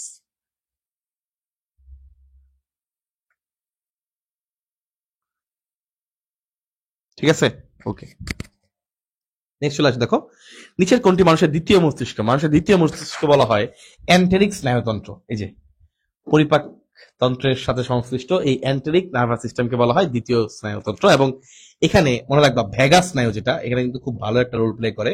এই ভ্যাগাস স্নায়ু যেটা আসলে পরিপাকের একটা গুরুত্বপূর্ণ স্নায়ু, এটাকে বলা হয় কিন্তু ক্ষুধার্ত স্নায়ু। এটা একটা নাম হচ্ছে ক্ষুধার্ত স্নায়ু। তো স্নায়ুর যে বক্স আছে, বক্সটা খুবই ইম্পর্টেন্ট। তোমাদেরকে ইনশাল্লাহ আমি ক্লাসে পড়াবো, বা সমন্বয়গত আর্কাইভ ক্লাসে দেওয়া আছে। তোমরা যারা কোর্সে এনরোল করছো সবাই আর্কাইভ ক্লাস পেয়ে গেছে আশা করি। এই আর্কাইভ ক্লাসে দেখে নিবো, ওয়েবসাইটের মধ্যে সব দেওয়া আছে। ওকে, ইনশাল্লাহ। কত নম্বর স্নায়ু ওইগুলো আসে? কানের কোন অংশ ভারসাম্য রক্ষায় কাজ করে? দেখো কানের দুইটা পার্ট আছে, একটা হচ্ছে ভেস্টিবুলার পার্ট, আর একটা হচ্ছে ককলিয়ার পার্ট। দুইটা পার্ট আছে। কোনটা ভারসাম্য রক্ষা করে, কোনটা কানে শুনতে সহায়তা করে? খেয়াল করো, টেকনিক দেখো। কতে ককলিয়া, কতে কানে শোনা।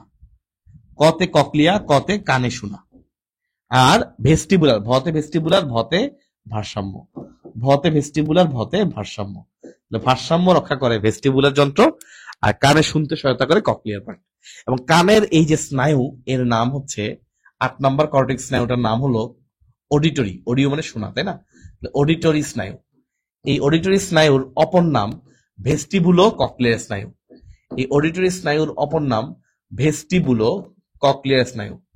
ভেস্টিবুলো ককলিয়ার স্নায়ু। এই যে দেখছো, এই জন্য নামটা হয়েছে এরকম বড় নাম। খেয়াল করো, এখানে ভেস্টিবুলার মানে ভতে ভেস্টিবুলার, ভতে ভারসাম্য। ভতে ভেস্টিবুলার, ভতে ভারসাম্য।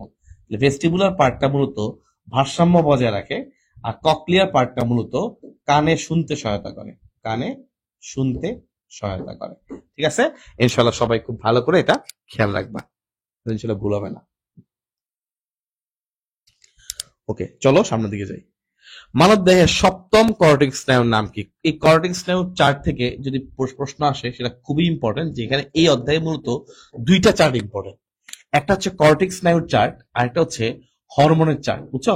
তাহলে এই দুইটা চার্ট এই অধ্যায় থেকে খুবই খুবই ইম্পর্টেন্ট। আমি যদি বলি কেমন ইম্পর্টেন্ট, এইটা দুইটা হচ্ছে 5 স্টার ইম্পর্টেন্ট দুইটা চার্ট। ঠিক আছে, তাহলে এই দুইটা চার্ট এখান থেকে বেশি আসার মতো। এখন খেয়াল রাখবা, এই যে দুইটা চার্টের কথা বললাম, এর মধ্যে স্নায়ুর চার্টে কিন্তু শুরুতে পড়তে হয় যে 12 জোড়া যে কর্টেক্স স্নায়ু আছে, একদম সিরিয়ালি নাম মনে রাখতে হয়। সিরিয়ালি। তো কিভাবে মনে রাখি, একটা সহজ কথা বলে দিই। O3, T2, আফা, এখানে অনেকগুলো হয়ে গেছে। এরপরে গাভী, লাস্টে স্পাইনাল অ্যাক্সিস হাইপোগ্লোসাল। তাহলে O3 মানে অলফ্যাক্টরি, অপটিক, অকুলোমোটর। তিনটাই ও দিয়ে, অলফ্যাক্টরি, অপটিক, অকুলোমোটর। এরপর টি দিয়ে দুইটা, ট্রক্লিয়ার, ট্রাইজেমিনাল। তাহলে খেয়াল করো, অলফ্যাক্টরি, অপটিক, অকুলোমোটর, ও দিয়ে তিনটা, টি দিয়ে দুইটা, trochlear, trigeminal. Abducens, facial, auditory. 8 number, facial হচ্ছে 7 নাম্বার। এই যে 7 নাম্বার। 7ম কর্টেক্স নয় কোনটা? ফেসিয়াল। এই যে ফেসিয়াল। গাভী, গতে গ্লসোফেরেঞ্জিয়াল, ভতে ভেগাস। এই যে 9, 10। লাস্ট হচ্ছে 11তে স্পাইনাল অ্যাক্সেসরি, স্পাই হাসে, স্পাইনিতে গিয়ে হাসতেছে। 11 স্পাইনাল অ্যাক্সেসরি, হতে হাইপোগ্লোসাল। এটা 12 নম্বর। আমাদের আলহামদুলিল্লাহ 12 জোড়া কর্টেক্স স্নায়ুর নাম মুখস্থ হয়ে গেছে আশা করি। তোমরা এই ছন্দ দিয়ে খুব ইজিলি মনে রাখতে পারো। O3, T2, আফা, গাভী, উনি আসলে গাভী, উনি স্পা করতে গেলে হাসে, স্পাই হাসে। ঠিক আছে, 7ম কর্টেক্স স্নায়ুর নাম কি হবে? ফেসিয়াল। বুঝছো? আমি আবার বলছি, O3, T2, আফা, গাভী, উনি আসলে স্পা করতে গেলে হাসে। O3 মানে অলফ্যাক্টরি, অপটিক, অকুলোমোটর। টি দিয়ে দুইটা ভাই, ট্রক্লিয়ার, ট্রাইজেমিনাল। টি দিয়ে দুইটা, ট্রক্লিয়ার, ট্রাইজেমিনাল। তাহলে অলফ্যাক্টরি, অপটিক, অকুলোমোটর, টি দিয়ে দুইটা, কোন দুইটা? ট্রক্লিয়ার এবং trigeminal. Abducens, facial, auditory, glossopharyngeal, vagus, spinal accessory, hypoglossal. ঠিক আছে, ইনশাল্লাহ এগুলো মনে রাখলেই আমাদের এই স্নায়ু সিরিয়ালটা আমরা পারবো ইনশাল্লাহ, আশা করি। ঠিক আছে, তার উত্তর হচ্ছে ফেশিয়াল। খুব ইম্পর্টেন্ট, এই ফেশিয়ালটা বারবার আসে। এই গ্লসোফেঞ্জিয়াল, ভ্যাগাস, এই তিনটা পরীক্ষায় আসার মতো বেশি চান্স। ওকে, আমি আরো স্পেসিফিক বলে দিলাম, কারণ আমার বিগত বছরগুলোতে আমি তার অ্যানালাইসিস থেকে আমি মূলত কথাগুলো বলতেছি, সবাই আশা করি বুঝতেছো। এবং ইনশাল্লাহ এগুলো খেয়াল রাখলে তুমি ভবিষ্যতে পড়ার সময় অধ্যায়ভিত্তিক ভাবে তুমি যখন এই ক্লাসগুলো করবা, তুমি বেশ ভালো একটা আইডিয়া পাবা যে কোনগুলো আসে কোনগুলো আসে না। কোনটি এক্সোক্রাইন গ্রন্থি নয়? ভালো প্রশ্ন। এক্সোক্রাইন গ্রন্থি মানে হচ্ছে যেগুলো বেসিক্যালি এনজাইম নিঃসরণ করে, আর হ্যাঁ এনজাইম নিঃসরণ করে। আর এন্ডোক্রাইন মানে যারা বেসিক্যালি হরমোন নিঃসরণ করে। সহজ কথা, এক্সোক্রাইন মানে হচ্ছে নালীযুক্ত গ্রন্থি, এদের মধ্যে নালী আছে। তো স্যালাইভারি গ্ল্যান্ড, এটা নালী আছে, এটা এক্সোক্রাইন গ্রন্থি অবশ্যই। লিভার, এটা আসলে ডাবল অ্যাকশন আছে এর মধ্যে, এটা নিয়ে আমরা প্যারা নিব না। প্যানক্রিয়াস মানে অগ্নাশয়, এর ডাবল অ্যাকশন আছে, তো এটা নিয়ে আমরা প্যারা নিব না, ডাবল অ্যাকশন তো আছে, এক্সোক্রাইনও আছে, এন্ডোক্রাইনও আছে। থাইরয়েড গ্রন্থি, এটা কিন্তু একটা, থাইরয়েড কিন্তু একটা এন্ডোক্রাইন, একটা পিওরলি এন্ডোক্রাইন গ্রন্থি, কারণ এখান থেকে যে হরমোনগুলো নিঃসৃত হয়, বুঝছো, এখান থেকে যে হরমোনগুলো নিঃসৃত হয়, এই এই থাইরয়েড গ্রন্থি থেকে বেসিক্যালি বের হয় হরমোন। কি বের হয়? হরমোন। এই হরমোনগুলো সরাসরি রক্তের মাধ্যমে বাহিত হয়। এই দুইটা বৈশিষ্ট্যই হচ্ছে এন্ডোক্রাইন গ্রন্থির বৈশিষ্ট্য। তাহলে এন্ডোক্রাইন গ্রন্থিগুলো মূলত কি নিঃসরণ করে? হরমোন নিঃসরণ করে। এবং হরমোনগুলো কিসের মাধ্যমে বাহিত হয়? উত্তর হচ্ছে রক্তের মাধ্যমে বাহিত হয়। এটা হচ্ছে এন্ডোক্রাইনের বিশেষ বৈশিষ্ট্য। থাইরয়েড গ্রন্থি থেকে মূলত 3 ধরনের হরমোন বের হয়, এটাও বক্সের মধ্যে আছে, বলছিলাম না চার্ট, এটাও কিন্তু ওই চার্টের পড়া। ঠিক আছে, আচ্ছা, থাইরয়েড গ্রন্থি থেকে বেসিক্যালি 3 ধরনের হরমোন বের হয়। একটা হচ্ছে T3 ট্রাই আয়োডোথাইরোনিন, একটা T4 থাইরক্সিন, আর একটা হচ্ছে ক্যালসিটোনিন। তিনটা, ওকে, T3, T4 এবং সিটি ক্যালসিটোনিন। 3 ধরনের হরমোন বের হয় থাইরয়েড গ্রন্থি থেকে। ক্লিয়ার?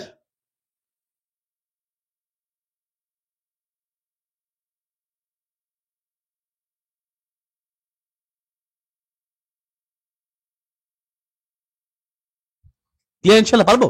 তাহলে আমরা কি বলেছি? থাইরয়েড গ্রন্থি থেকে 3 ধরনের হরমোন বের হয়, একটা T3, T4, একটা হচ্ছে ক্যালসিটোনিন। T3 মানে ট্রাই আয়োডোথাইরোনিন, T4 মানে হচ্ছে থাইরক্সিন, আর ক্যালসিটোনিন মানে ক্যালসিটোনিন ক্যালসিয়াম। নামের মধ্যে এখানে ক্যালসিয়াম থাকবে, নামের মধ্যে এখানে ক্যালসিয়াম থাকবে, ইনশাল্লাহ। বোঝা গেছে? ওকে, এবার চলে আসি গ্রোথ হরমোন কোথা তৈরি হয়। এটাও কিন্তু এই বক্সেরই প্রশ্ন, এটাও কিন্তু আমাদের এই বক্সেরই প্রশ্ন। সো আমাদের এই বক্সগুলো কেন ইম্পর্টেন্ট আশা করি তোমাদেরকে বুঝাইতে পেরেছি, এবং তোমরা ইনশাল্লাহ ক্লাস করার সময় বক্সগুলোতে ভালো জোর দিবা, তাইলেই হবে। গ্রোথ হরমোন কোথায় তৈরি হয়? খেয়াল করো, গ্রোথ হরমোন পিটুইটারি গ্ল্যান্ডে। এবং এই পিটুইটারি গ্রন্থি মনে করো সাইজে ছোট, কিন্তু সবচেয়ে বেশি পরিমাণে হরমোন তৈরি করে এটা। এই জন্য এটাকে বলে মাস্টার গ্ল্যান্ড। তোমরা সবাই অনেকেই মাস্টার বায়োলজি স্টুডেন্ট আছো।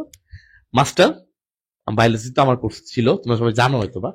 এই মাস্টার গ্ল্যান্ড নামের মধ্যে মিল আছে, পড়তে ভালো লাগবে, মাস্টার গ্ল্যান্ড। ওকে, তাহলে পিটুইটারি গ্রন্থির, এটাকে বলা হয় মাস্টার গ্রন্থি বা প্রভু গ্রন্থি, কারণ এটার ভিতর থেকে সবচেয়ে বেশি পরিমাণে হরমোন নিঃসৃত হয়, সবচেয়ে বেশি। সাইজে ছোট কিন্তু সবচেয়ে বেশি। এটার ভাই 2টা ভাগ আছে, বুঝছো? একটাকে আমরা বলি অগ্রভাগ, আর একটাকে বলি পশ্চাৎ ভাগ। আগে 3টা ভাগে ভাগ করছিল, এখন 2টা ভাগে ভাগ করছে, সমস্যা নেই। এর মধ্যে অগ্রভাগ থেকে যেগুলো বের হয় এরা সবাই হচ্ছে উদ্দীপক বা ট্রপিক হরমোন। উদ্দীপক বা ট্রপিক হরমোন, এরা আয়োজনকে উদ্দীপনা দেয়। এর মধ্যেই আছে গ্রোথ হরমোন, প্রথমেই আছে গ্রোথ হরমোন। আর পশ্চাৎ ভাগ থেকে বের হয় মূলত এডিএইচ, অ্যান্টি ডায়োরেটিক হরমোন, আর হলো অক্সিটোসিন। খুবই খুবই খুবই ইম্পর্টেন্ট 2টা হরমোন, খুবই খুবই খুবই ইম্পর্টেন্ট। এডিএইচ মূলত বৃক্ক অধ্যায়ে তুমি পড়বা বা পড়ছো, মূত্রের সাথে সংশ্লিষ্ট। আর অক্সিটোসিনের কাজ সবাই লিখে রাখো, জরায়ুর সংকোচন করে। তাহলে তোমার পড়তে গেলে এটা আর নতুন করে পড়তে হবে না, জরায়ুর সংকোচন করে। খুবই ইম্পর্টেন্ট, তুমি যেখানে পরীক্ষা দাও দেখবা এই বক্স থেকে প্রশ্ন আসলে কয়েকটা প্রশ্ন প্র্যাকটিস করতে গেলেই এটা পাবা। জরায়ুর সংকোচন করে কে? উত্তর হচ্ছে অক্সিটোসিন। জরায়ুর সংকোচন করে কে? উত্তর হচ্ছে অক্সিটোসিন।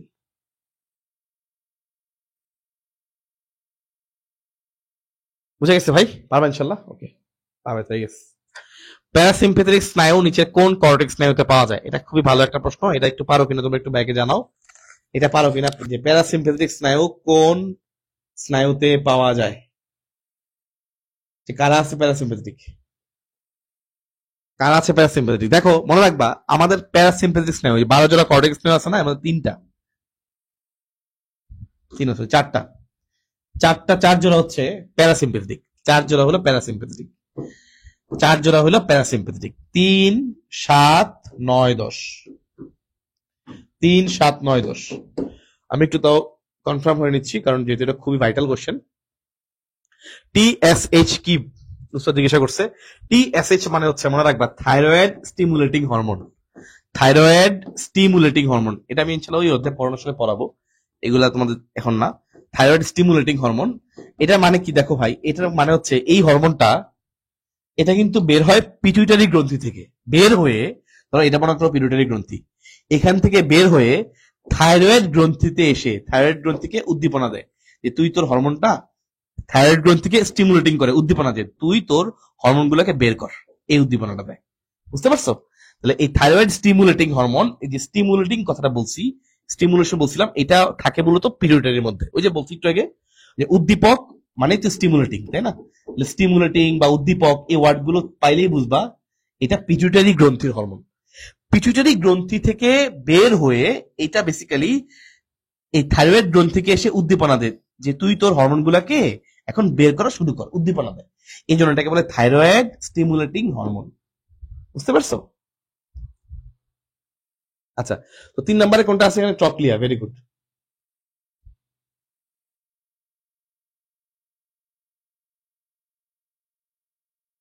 হ্যাঁ, 3, 7, 9, 10। ভেরি গুড ইনশাল্লাহ। তো এটা সবাই মুখস্থ রাখবা।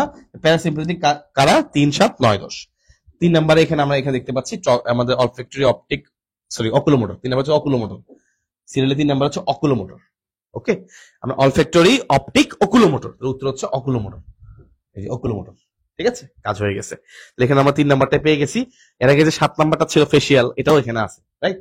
3, 7, 9, 10। দূর টেস্ট রিপোর্টে দেখছে আইসা ক্লাসে মাইক কাবা এনে পড়ালেখা করো। নিচের, আমি ভাবছি তুমি বই থেকে দেখে জিজ্ঞাসা করছে, নিচের কোন গ্রন্থিটি ভিন্ন প্রকৃতির? খেয়াল করো, ভিন্ন প্রকৃতির মানে একটু দেখো তো। অগ্নাশয় নামের সাথে যদি শয় থাকে, শয় নামে লাস্টে যদি শয় থাকে, বুঝবা সেই গ্রন্থিটা হলো মিশ্র প্রকৃতির, মানে এটা এনজাইম এবং হরমোন দুইটাই তৈরি করে।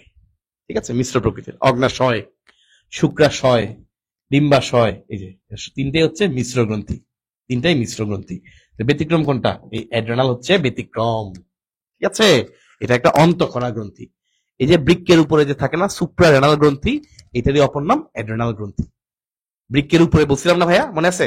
বৃক্কের উপরে ছোট পিচ্ছি করে একটা গ্রন্থি দিয়েছিলাম টুপির মতো, এটাকে বলে অ্যাড্রেনাল গ্রন্থি বা সুপ্রারেনাল গ্রন্থি। ওকে, ইনশাল্লাহ ক্লিয়ার। অনেক ভাবে হয়ে গেছে আমার। নিচে কোন হরমোনটি মানুষের ডিম্বাশয় থেকে নিশ্চিত হয়? খুবই ইম্পর্টেন্ট ইজি কোশ্চেন। ডিম্বাশয় থেকে বের হয় প্রোজেস্টেরন। ভাইয়া খেয়াল করো, মনে রাখবা পিতে প্রোজেস্টেরন, পিতে প্রেগনেন্সি হরমোন, খুবই ইম্পর্টেন্ট। প্রেগনেন্সি হরমোন কোনটা? প্রেগনেন্সি হরমোন হচ্ছে প্রোজেস্টেরন। যদি পরীক্ষা আসে যে গর্ভাবস্থায় কোন হরমোনটি শরীরের তাপমাত্রা বাড়ায় দেয়, উত্তর হলো প্রোজেস্টেরন। গর্ভাবস্থা রিলেটেড যদি কোনো প্রশ্ন আসে, উত্তর কি দিবা? প্রোজেস্টেরন। ক্লিয়ার? গর্ভাবস্থা রিলেটেড, গর্ভাবস্থা রিলেটেড যদি কোনো প্রশ্ন আসে, উত্তর হবে প্রোজেস্টেরন। ডিম্বাশয় থেকে মূলত দুইটা বের হয়, একটা হচ্ছে ইস্ট্রোজেন, একটা ইস্ট্রোজেন যেটা মেয়েদের সকল বৈশিষ্ট্য নিয়ন্ত্রণ করে, ইস্ট্রোজেন, আর একটা হচ্ছে প্রোজেস্টেরন। আচ্ছা বলো তো, মেয়েদের শরীরে কি টেস্টোস্টেরন থাকতে পারে? বা ছেলেদের কি ইস্ট্রোজেন আছে? উত্তর হলো হ্যাঁ আছে, কিন্তু কম পরিমাণে। বুঝছো? অনেক কম পরিমাণে থাকে, যে কারণে সেগুলো টেস্টোস্টেরনের বৈশিষ্ট্য, ছেলেদের মেইনলি টেস্টোস্টেরন থাকে, পাশাপাশি ইস্ট্রোজেনও থাকে অল্প পরিমাণে। ঠিক, টেস্টোস্টেরন বেশি থাকে বলে ওইটার বৈশিষ্ট্যটাই মেইনলি বেশি প্রকাশিত হবে, খুব স্বাভাবিক। কিন্তু যদি কোনো ছেলের ইস্ট্রোজেন একটু বেশি থাকে, তার ক্ষেত্রে একটু মেইলে বৈশিষ্ট্য বেশি দেখা যায়। ঠিক আছে, আর কোনো ফিমেলে যদি টেস্টোস্টেরন বেশি থাকে, তার ক্ষেত্রে একটু ছেলে বৈশিষ্ট্যগুলো মানে একটু অধ্যত বৈশিষ্ট্যগুলো একটু বেশি দেখা যায়। ঠিক আছে, গরম হয়ে যায় রক্ত সহজে। নিচে কোনটি পুরুষের ক্রোমোজোমের স্বাভাবিক গঠন? আমরা সবাই জানি আমাদের ক্রোমোজোম সংখ্যা হচ্ছে 46টা, 23 জোড়া। পুরুষ হচ্ছে এক্স ওয়াই, আর পুরুষ আমরা এভাবে বুঝাই, আর মেয়ে হচ্ছে 46XX, তাই না? এটা হচ্ছে ছেলে, এটা মেয়ে। তো পুরুষ হচ্ছে এটা 46XY।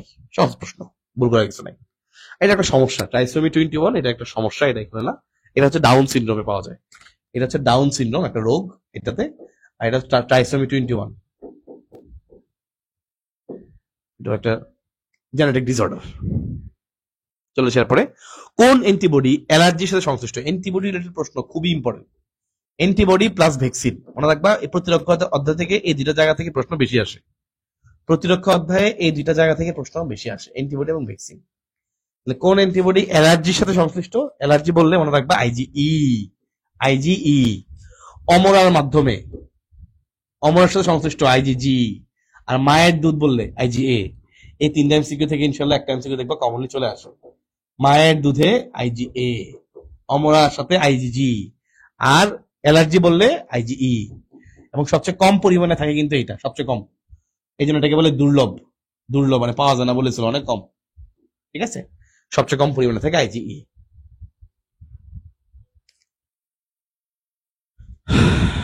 ওকে, মাস্ট কোষ থেকে মূলত হিস্টামিন নিঃসৃত হয় এবং হিস্টামিন বেসিক্যালি এই অ্যালার্জিতে সংশ্লিষ্ট। আসি আবার বুকের দুধে, যে বুকের দুধের মধ্যে থাকে আইজিএ, ইমিউনোগ্লোবুলিন এ। খুবই জোর দিয়ে বলছি, খুবই ইম্পর্টেন্ট, পরীক্ষায় এটা এর আগেও আসছে একবার। বুকের দুধে থাকে আইজিএ এবং এটাই মূলত বাচ্চাকে প্রথম 6 মাস বলো না একদম ব্রেস্টফিড করাইতে, কারণ তখন চাইলেও বাচ্চার মধ্যে আইজিএ থাকার কারণে খুব সহজে কোনো জীবন অ্যাটাক করতে পারে না। ঠিক আছে, আইজিএ তাহলে বুকের দুধে পাওয়া যায় আইজিএ। ইনশাল্লাহ পারবো, হ্যাঁ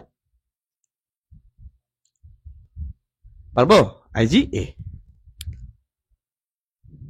আচ্ছা, কত হাজার কমেন্ট আছে ভিডিওতে? এই তো কত হাজার কমেন্ট আছে, দেখতে পাচ্ছি না। তোমরা কি দেখতে পাচ্ছ কত হাজার কমেন্ট আছে? হাজার হয় নাই, 300। 300 কমেন্ট আছে মাত্র। তোমরা এতক্ষণ ধরে সবাই অ্যান্সার করো নাই নাকি ফাঁকি দিছো? আমি দেখতে পাচ্ছি না, যাক পরে দেখবো। চলো দেখি, অন্ত্রের প্রথম প্রতিরক্ষা স্তর। ভাই প্রতিরক্ষা স্তর থেকে প্রশ্ন আসার সম্ভাবনা আছে, জাস্ট জানতে হবে কোনটা প্রথম প্রতিরক্ষা স্তর, কোনটা দ্বিতীয়, কোনটা তৃতীয়। ঠিক আছে, এই এই প্রতিরক্ষা স্তর থেকে আসতে পারে এইটা। এবং এই অধ্যায় সবচেয়ে বেশি ইম্পর্টেন্ট কিন্তু এই দুটো জায়গায়, একটা হচ্ছে অ্যান্টিবডি আর একটা ভ্যাকসিন। সবচেয়ে বেশি ইম্পর্টেন্ট ভ্যাকসিন মানে কোনটা, কোন ধরনের ভ্যাকসিন, কোনটা নিষ্ক্রিয়, কোনটা জীবন্ত, কোনটা শক্তি হ্রাস, কোনটা কিরকম আছে না আছে, হ্যাঁ কোনটা তোমার মনে করো টিটানাস কোন ধরনের, ডিপথেরিয়া কোন ধরনের, কনজুগেট কারা, এরকম ভ্যাকসিনের প্রকারের থেকে প্রশ্ন আসে। কারণ যেহেতু ভ্যাকসিন মেডিকেল রিলেটেড এবং মেডিকেলের যে কোনো স্তরে ভ্যাকসিন ইম্পর্টেন্ট। কারণ তুমি ছোটবেলা যখন শুরু ডাক্তার হবা তখন তোমার ভ্যাকসিন লাগবেই। ওকে, বুকের দুধের কোন উপাদানটি নবজাতকের প্রতিরক্ষায় কার্যকর? আমি বলছি। এবং চলে আসে পরেরটায়, নিচের কোন, আচ্ছা এটা বলে নেই। অন্ত্রের প্রথম প্রতিরক্ষা স্তর কোনটা? অন্ত্রের প্রথম প্রতিরক্ষা স্তর হচ্ছে ভাই এই যে এটা, পাকস্থলী অ্যাসিড মাইক্রোবায়াম মলতে শুরুতে ঢুকলে এর সাথে সংশ্লিষ্ট প্রথম প্রতিরক্ষা স্তর, এর সাথে কোনো অন্য কিছুর সম্পর্ক নেই। 1000 হয়েছে না? ওকে, হাজারের মাইল ফলক স্পর্শ করছে অনেকদিন পরে গ্রুপে, সবাইকে ধন্যবাদ জানাচ্ছি। ইনশাল্লাহ এই গ্রুপে টানা ক্লাসগুলো হবে। কালকে ইনশাল্লাহ কেমিস্ট্রি ফার্স্ট পেপার হবে, মনে রেখো। এরপর ইনশাল্লাহ কেমিস্ট্রি সেকেন্ড পেপার। তো তুমি যদি ইনশাল্লাহ এগুলো করো, তুমি অনেক প্রশ্ন প্র্যাকটিস করতে পারতেছো এবং একটা আইডিয়া পাচ্ছ। এবং ইনশাল্লাহ দেখবা আমার খুব দ্রুতই আমরা ইনশাল্লাহ এই ক্লাসগুলো, এখন ক্লাসে লাইভে আছে এখন 41 জন। ইনশাল্লাহ দেখবা এই ক্লাসটা এক সময় ইনশাল্লাহ 1 লক্ষ মানুষ করবে ইনশাল্লাহ। আগে এক সময় আমার একটা ক্লাস, এই যে ওয়ান শট ক্লাস একবার, বুঝছো, ওখানে ক্লাসে মনে ছিল 30 জন না 35 জন না সামথিং, আমার মনে নেই সংখ্যাটা। ওইটা আল্লাহর রহমতে এখন প্রায় 3 লক্ষ স্টুডেন্ট ক্লাস করছে। 3 লক্ষ দেখলাম ভিউ আছে আল্লাহর রহমতে প্রায়। তো এরকমই ক্লাস ইনশাল্লাহ করবে এক সময় মানুষ, মানুষ গুরুত্ব বুঝতে পারে। যখন মানুষ হঠাৎ করে কিছুদিন পর আমাকে চিনে, বুঝছো, শুরুতে তো আমাকে প্রজেক্ট চিনে না, প্রজেক্ট আমরা দেখে না অনলাইনে। তো যখন আল্লাহর রহমতে যখন চিনতে পারে, ক্লাস করে, তারপর থেকে তারা আমার ক্লাসই করে। এটা একটা মানে আল্লাহর রহমত যে তারা সবাই তখন আমার ক্লাসে অভ্যস্ত হয়ে পড়ে, বা আমার ক্লাস ছাড়া অন্য কারো ক্লাস বোঝা না, ভালো লাগে না, তারা আমার ক্লাস চায়। এবং সেটা প্রমাণ আমি ইউটিউবে দেখছি আল্লাহর রহমতে। ইনশাল্লাহ আমি এই জন্য সর্বোচ্চ বেশি দিয়ে আমি আমার ক্লাসগুলো নেওয়ার চেষ্টাও করি, বুঝছো। ইনশাল্লাহ তোমরা এখন থেকে ক্লাস করছো, এই পুরো সিজনে ইনশাল্লাহ ক্লাস পাবা পুরো এডমিশন জুড়ে, যেন ইনশাল্লাহ ভালো রেজাল্ট করতে পারো, সেজন্য চেষ্টা করতে হবে। নিচের কোনটা ম্যাক্রোফেজের কাজ না? দেখো ম্যাক্রোফেজ মূলত জীবাণু ভক্ষণ করে। ওকে, আমাদের ফ্যাগোসাইটোসিস করে বা জীবাণু ভক্ষণ করে দুইটা, একটা হচ্ছে নিউট্রোফিল আর একটা ম্যাক্রোফেজ। একটা রক্তকণিকার নাম হচ্ছে নিউট্রোফিল আর একটা হচ্ছে ম্যাক্রোফেজ। এই দুইটা মূলত জীবাণু ভক্ষণ করে ফ্যাগোসাইটোসিস প্রক্রিয়ায়, বুঝা গেছে। এই ম্যাক্রোফেজ কিন্তু জীবাণু ভক্ষণের সাথে সংশ্লিষ্ট, জীবাণু ভক্ষণ করে বা ফ্যাগোসাইটোসিস করে। আমি লিখে দিলাম ফ্যাগোসাইটোসিস করে, জীবাণু ভক্ষণ করে। ওকে, এটা কিন্তু কোনো অ্যান্টিবডি তৈরি করে না। অ্যান্টিবডি তৈরি করা কিন্তু এটার কাজ না, খেয়াল রেখো। এই ম্যাক্রোফেজ কিন্তু অ্যান্টিবডি তৈরি করে না। মুখে খাওয়ার পোলিও ভ্যাকসিনটা ওরাল, মুখে মানে ওরাল, ওরাল পোলিও ভ্যাকসিন, বুঝছো? ওরাল পোলিও ভ্যাকসিন, এটাকে সংক্ষেপে বলে ওপিভি। ভাই ওরাল কেন বললেন? কারণ আরেকটা ভ্যাকসিন আছে, পোলিওরই আরেকটা ভ্যাকসিন আছে, না হচ্ছে আইপিভি বা ইনঅ্যাক্টিভেটেড পোলিও ভ্যাকসিন। মনে রাখবা, পোলিও বাংলাদেশকে পোলিও মুক্ত ঘোষণা করা হয়েছে 2014 সালে, খুবই ইম্পর্টেন্ট। বাংলাদেশকে পোলিও মুক্ত ঘোষণা করা হয়েছে 2014 সালে। এই যে টিকা ব্যবস্থার আওতায় পুরো দেশ চলে আসার কারণে আল্লাহর মতে বাংলাদেশে এখন আর পোলিও নাই। তো বাংলাদেশকে পোলিও মুক্ত ঘোষণা করা হয়েছে 2014 সালে।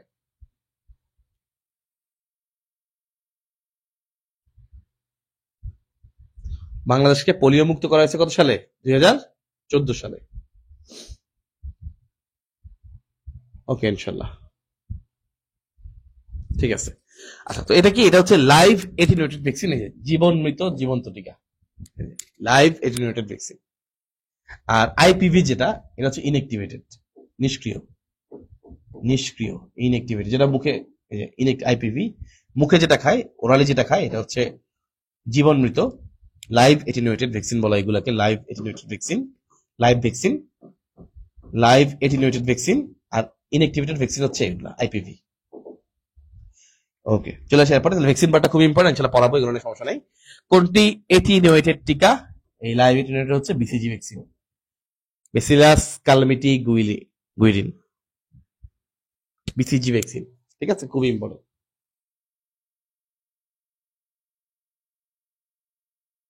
বিসিজি খুবই ইম্পর্টেন্ট, এবং ইনশাল্লাহ আমরা ভ্যাকসিন টপিকটা আমি তোমাদেরকে খুব ভালো করে ইনশাল্লাহ পড়াবো, আশা করি যে এই পড়াবে অধ্যায়টা খুব ভালো করে পড়ানো হবে। কোন কোষ ম্যাক্রোফেজে রূপান্তরিত হয়? মনে রাখবা, আমরা যখন রক্তকণিকা, আমাদের যখন ডাব্লিউবিসি এর অনেকগুলো টাইপ পড়ি, সেখানে কিন্তু ম্যাক্রোফেজ বলতে কেউ নাই। এটা আসলো কোত্থেকে? মনে রাখবা, মনোসাইট, এই মনোসাইটটাই কিন্তু যখন সক্রিয় হয়, যখন অ্যাক্টিভ হয়, তখন বড় হয়, আকারে বড় হয়, তখন নাম হয় ম্যাক্রোফেজ। তাহলে মনোসাইট যখন সক্রিয় হয়, অ্যাক্টিভ হয়, আকারে বড় হয়, তখন এটার নাম হবে ম্যাক্রোফেজ। ক্লিয়ার? কত ইয়ার পর্যন্ত কোশ্চেন সলভ? বিগত 7 বছরের, 7 ইয়ার্স কোশ্চেন সলভ। ঠিক আছে, আচ্ছা, তাহলে কি বললাম? ম্যাক্রোফেজে রূপান্তর হয় কোনটা? মনোসাইট। মনোসাইট যখন আকারে বড় হয়, জীবাণুকে খাওয়ার জন্য রেডি হয়, সে সাইজে বড় হয়, অ্যাক্টিভ হয়, তখন তার নাম হয় ম্যাক্রোফেজ। এবং এই ম্যাক্রোফেজ কিন্তু প্রায় 100টার মতো ব্যাকটেরিয়া খাইতে পারে। 100টার মতো ব্যাকটেরিয়া সে গ্রাস করতে পারে, 100টার মতো ব্যাকটেরিয়া গ্রাস করতে পারে। নিউট্রোফিল আবার এত পারে না, নিউট্রোফিল কম পারে। নিউট্রোফিল দেখা যায় মনে 3 থেকে 10টা। নিউট্রোফিল সেও তো ব্যাকটেরিয়া খায়, তাই না? সে কম খায়, 3 থেকে 10টার মতো ব্যাকটেরিয়া খাইতে পারে। কিন্তু ম্যাক্রোফেজ একাই প্রায় 100টার মতো ব্যাকটেরিয়া গ্রাস করে খাইতে পারে। খুবই পাওয়ারফুল একটা শ্বেতরক্ত কণিকা। হ্যাঁ, এগুলো শর্ট সিলেবাসের বাইরের চ্যাপ্টার, কিন্তু ইনশাল্লাহ তোমরা যারা প্রি মেডিকেলে ইনশাল্লাহ করে ফেলবা, তোমাদের পড়া হয়ে যাবে। ঠিক আছে, প্রি মেডিকেল কোর্স যারা করে ফেলবা, তার দেখবা ইনশাল্লাহ শর্ট সিলেবাসের বাইরের চ্যাপ্টার গুলো এমসিকিউ পড়া হয়ে যাচ্ছে। তো 15 সেপ্টেম্বর থেকে ইনশাল্লাহ প্রি মেডিকেলে ব্যাচ শুরু হবে, এবং 1500 টাকা ডিসকাউন্ট চলতেছে কিন্তু ওদের অলরেডি, তোমরা জানো 4500 টাকায় প্রি মেডিকেল ব্যাচে কিন্তু অনেকগুলো বই তোমরা ফ্রিতে ইনশাল্লাহ কুরিয়ারের মাধ্যমে পেয়ে যাবা। হ্যাঁ, ওখানে টার্গেট ডিএমসি প্রোমো কোড হচ্ছে টার্গেট ডিএমসি, ওটা লিখলে প্রি মেডিকেল ব্যাচে 1500 টাকা ডিসকাউন্ট, 4500 টাকায় এনরোল করতে পারবা মাত্র। এবং ওটার মধ্যেই আমার সকল বই ফ্রি, বাসায় চলে যাবে কুরিয়ার করে প্রি মেডিকেল ব্যাচে। ঠিক আছে, এবং ওই একটা কোর্স করলে ইনশাল্লাহ মেডিকেল আর কিনতে হবে না, সব ফ্রি। বুঝছো? কোন রক্তকণিকা অ্যান্টিবডি তৈরি করে? অ্যান্টিবডি তৈরি করার কাজ খুবই ইম্পর্টেন্ট ভাই, মনে রাখবা। এই যে বি লিম্ফোসাইট, এই বি লিম্ফোসাইটটা যখন একটু পরিণত হয়, এই বি লিম্ফোসাইট থেকে তৈরি হয়, এই বি লিম্ফোসাইট থেকে তৈরি হয় প্লাজমা কোষ, প্লাজমা কোষ। এবং এই প্লাজমা কোষের কাজই হচ্ছে মূলত অ্যান্টিবডি তৈরি করা। প্লাজমা কোষের কাজই হচ্ছে বেসিক্যালি অ্যান্টিবডি তৈরি করা। তাহলে বি লিম্ফোসাইট থেকে তৈরি হয়, বি লিম্ফোসাইট মূলত প্লাজমা কোষে পরিণত হয়, আর প্লাজমা কোষ থেকে তৈরি হয় অ্যান্টিবডি।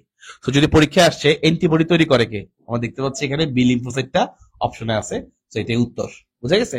দুইটা অপশনে থাকবে না, যে দুইটাই থাকে সেখানে তুমি প্লাজমা কোষ দাগাতে পারো, যেহেতু আলটিমেটলি প্লাজমা কোষ থেকেই তৈরি হয়। ওকে, ফাইন, ইনশাআল্লাহ চলে আসার পরে সরীসৃপের যুগ কোনটা? এই যুগের এখান থেকে কিছু প্রশ্ন, একদম অল্প কিছু প্রশ্ন আছে। যুগের একটা বড় একটা বক্স আছে, বক্সে অনেক প্রশ্ন আছে, কিন্তু ওখান থেকে অল্প কিছু প্রশ্ন আছে যেটা আসলে মেডিকেল স্ট্যান্ডার্ড, মেডিকেলে আসতে পারে। তার মধ্যে এরকম প্রশ্ন, সরীসৃপের যুগ কোনটা, কি বলে, পাখির যুগ কোনটা, হ্যাঁ, উভচরের যুগ কোনটা, এরকম কিছু আছে। উভচর আবির্ভাব করছে কখন, মাছের আবির্ভাব করছে কখন, এরকম। ক্লিয়ার? তো বা সরীসৃপের আবির্ভাব করছে কখন, জুরাসিক যুগে কি হয়েছিল, এরকম কিছু স্পেসিফিক প্রশ্ন আছে যেগুলো থেকে প্রশ্ন আসে। জিন তত্ত্ব বিবর্তন অধ্যায় ইনশাল্লাহ এগুলো তোমাদেরকে আমরা পড়াই দিব একদম স্পেসিফিক ভাবে, কিভাবে মনে রাখবে সেটা সহ। সরীসৃপের যুগ হচ্ছে মেসোজোয়িক যুগ, যদি আমি ভুল না করে থাকি। সরীসৃপের যুগ হচ্ছে, আমি চেক করে নিচ্ছি, হ্যাঁ, সরীসৃপের যুগ হচ্ছে মেসোজোয়িক যুগ, খুবই ইম্পর্টেন্ট। বর্ণান্ধ বাবা এবং স্বাভাবিক দৃষ্টিসম্পন্ন মায়ের কন্যা সন্তানের স্বাভাবিক দৃষ্টির হার কত, আমাদের করতে হবে। বর্ণান্ধ বাবা বলছে, ধরি এটা হচ্ছে বর্ণান্ধ কালার ব্লাইন্ড বাবা, স্বাভাবিক মা, বাহক না, নর্মাল মা, তাহলে এক্স এক্স ক্রস করাবো, ক্রস করে দেখবো কি হয়। ঠিক আছে, তাহলে এখানে এক্স সি ওয়াই গ্যামিট আলাদা করলাম, গ্যামিট গুলোকে আলাদা করলাম। তোমরা যখন অলরেডি প্র্যাকটিস করতে থাকবা তখন এমনি পারবা। ওর সাথেও ওর সাথেও ওর সাথেও ওর সাথেও ওকে, তাহলে x x C x x C x Y দেখতে পাচ্ছি আমরা সবগুলা বাচ্চাই সুস্থ, সবগুলো বাচ্চাই সুস্থ। সেখানে যদি বলছে যে কন্যা সন্তানের স্বাভাবিক দৃষ্টি সম্পন্ন, দেখো এই যে দুইটা কন্যা আছে, দুইটা কন্যাই কিন্তু স্বাভাবিক, মানে ওরা নর্মাল দৃষ্টি, দৃষ্টিতে কোনো সমস্যা হবে না। তবে এরা বাহক, বাহক কিভাবে বুঝছি, যে একটা এক্স এর সমস্যা আছে, সো এরা সবাই বাহক। কিন্তু মনে রাখবা, যারাই বাহক, হ্যাঁ, তারা সবাই কিন্তু স্বাভাবিক দৃষ্টি সম্পন্ন, ওদের ওদের মধ্যে কিন্তু কোনো ফল্ট নাই। হ্যাঁ, ওদের মধ্যে সে জিনটা থাকতে পারে, কিন্তু ওরা সবাই কিন্তু স্বাভাবিক, এটা খেয়াল রাখবা।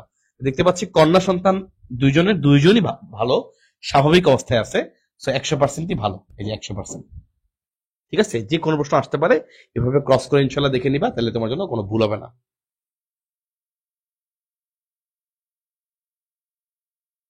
সবগুলো প্রশ্ন, যতগুলো প্রশ্ন আছে 7 বছর, সবগুলো প্রশ্ন সলভ করছি, হ্যাঁ ইনশাল্লাহ।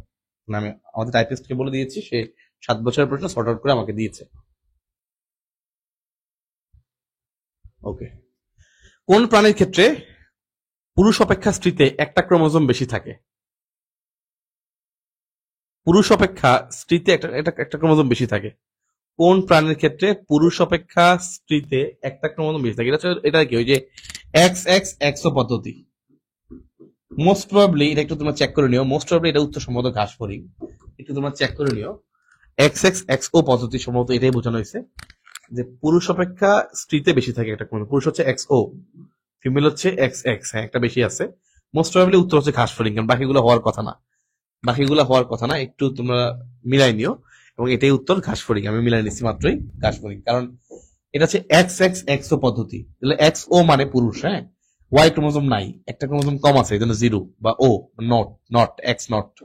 আর ফিমেলে দুইটাই আছে, এক্স এক্স দুইটাই আছে। তো দেখতে পাচ্ছি এখানে একটা আছে, এখানে দুইটা আছে, এই জন্য একটা বেশি আছে ফিমেলে, উত্তর হচ্ছে ঘাসফড়িং। ঠিক আছে, কারণ বাকিগুলো কোনোটাই পসিবল না, কবুতর, মানুষ, মুরগি, এগুলো নর্মাল, আমাদের ওই যে নর্মাল শ্রেণীর মধ্যে পড়ে, নর্মাল যে এই করোনাটার মধ্যে পড়ে, এখানে করোনা এগুলোর মধ্যে কোনো ঝামেলা নাই। সো এটা তুমি চলে এমনি অপশন দেখেই উত্তর করতে পারো। ওকে, হ্যাঁ, প্রত্যেকটা কোশ্চেনের পাশে ইয়ার দেওয়া আছে, তুমি ইয়ে দেখলে বুঝতে পারবা কোনটা কোন বছর আসছে না আসছে। এবং শুধু ইম্পর্টেন্ট কোশ্চেন না, এগুলো একবার প্রতি বছর প্রশ্নগুলো সলভ করা হয়েছে অধ্যায় ভিত্তিক ভাবে আর কি, জাস্ট অধ্যায় ভিত্তিক ভাবে। নিকট সম্পর্কীয় জীব গোষ্ঠীর ভিন্ন পরিবেশে বসবাসের ফলে যে বিবর্তন ঘটে, ভাই মনে রাখা, বিবর্তন মূলত দুই প্রকার, একটা হচ্ছে অভিসারী, একটা অপসারী। যদি নিকট সম্পর্কিত হয়, কাছাকাছি সম্পর্কিত হয়, বানানটা একটু ভুল আছে, নিকট হচ্ছে রস্বীকার দিয়ে, নিকট সম্পর্কিত হলে উত্তর হচ্ছে অপসারী, আর দূর সম্পর্কিত হইলে উত্তর হচ্ছে অভিসারী। খেয়াল রাখো, দুইটা উত্তর, একটা অপসারী একটা অভিসারী। নিকট সম্পর্কিত বললে উত্তর হবে অপসারী, আর দূর সম্পর্কিত বললে উত্তর হবে অভিসারী। ঠিক আছে, তোমরা যারা ক্লাস করতেছো এই ডিএমসি একাডেমি গ্রুপে, তোমরা সবাই আজকের এই অ্যানালিসিস ক্লাসের বা কোশ্চেন সলভ ক্লাসের একটা রিভিউ দিও। আমি অনেক প্রশ্ন সলভ করছি, অনেকক্ষণ দাঁড়ায় তোমাদের ক্লাসটা নিচ্ছি। ইনশাল্লাহ এতটুকু রিভিউ তোমাদের কাছে আশা করতে পারি। ডিএমসি একাডেমি গ্রুপ এবং বন্দি পাঠশালা গ্রুপ, যে গ্রুপে তোমার ইচ্ছা হয়, ইনশাল্লাহ একটা রিভিউ জানাও যে ক্লাসটা কেমন হয়েছে, বা অ্যানালিসিস ক্লাস তোমরা আরো চাও কিনা। ইনশাল্লাহ will be pleased, I will B pleased.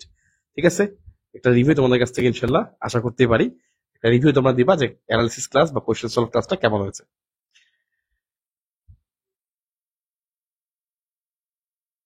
ওকে, চলো ইনশাল্লাহ আমরা সময় পরে দেখি, বেশি নাই আমাদের আর। মানব দেহের কোনটা লুপ্ত প্রায় অঙ্গ? মনে রাখবা থাইমাস, এটা যত বয়স বাড়তেছে এটা আস্তে আস্তে ছোট হচ্ছে সাইজ, এবং বলা হয় এটা হচ্ছে লুপ্ত প্রায় অঙ্গ। এরকম আরো কিছু লুপ্ত প্রায় অঙ্গ আছে, যেমন উপপল্লব, তারপরে ককেক্স লেজের দিকে, এগুলো হচ্ছে লুপ্তপ্রায় অঙ্গ। এটা আমাদের ওখান থেকে এই লুপ্তপ্রায় অঙ্গগুলা খুবই ইম্পর্টেন্ট, এবং একই সাথে আমাদের ওখানে কিছু স্পেসিফিক আছে যে কোনটা তোমার মনে করো যে পাখির মধ্যে ডানার মতো সবগুলো একই, এরকম এক ধরনের সমবৃত্তি অঙ্গ, সমবৃত্তি অঙ্গ, আবার কি যেন সম অঙ্গ সংস্থার কি যেন হচ্ছে, আসছে আমার মনে আসতেছে না এখন। সমবৃত্তি অঙ্গ এটা কি, যাদের উৎপত্তি দিক থেকে একই, গঠন কি, কাজে কি হলে সমবৃত্তি অঙ্গ, গঠনে কি হলে কি জানা মনে নাই। তো যাই হোক, ওখান থেকে ওই পার্টগুলো খুবই ইম্পর্টেন্ট। লুপ্তপ্রায় অঙ্গ কোনটা, এরপর হচ্ছে লুপ্তপ্রায় মানে নিষ্ক্রিয় অঙ্গ, যেগুলো আসলে নিষ্ক্রিয় হতে হতে এক সময় ধারণা করা হচ্ছে হারায় যাবে, মানে লুপ্ত হয়ে যাবে, হারায় যাবে। উত্তর হচ্ছে থাইমাস। এবং মনে রাখবা, এটা আস্তে আস্তে তোমার যত দিন যাবে থাইমাস সাইজ কিন্তু ছোট হচ্ছে। কোর্সের লিঙ্ক করবো, আমি একটা পোস্ট করে দিচ্ছি, তোমরা এই ডিএমসি একাডেমি গ্রুপে লিঙ্কের সবগুলো লিঙ্ক পাবা ইনশাল্লাহ। তারপর আমি ক্যাপশনে সবগুলো লিঙ্ক পোস্ট করে দিব, ঠিক আছে, ক্লাস শেষের পরে দেখে নিও।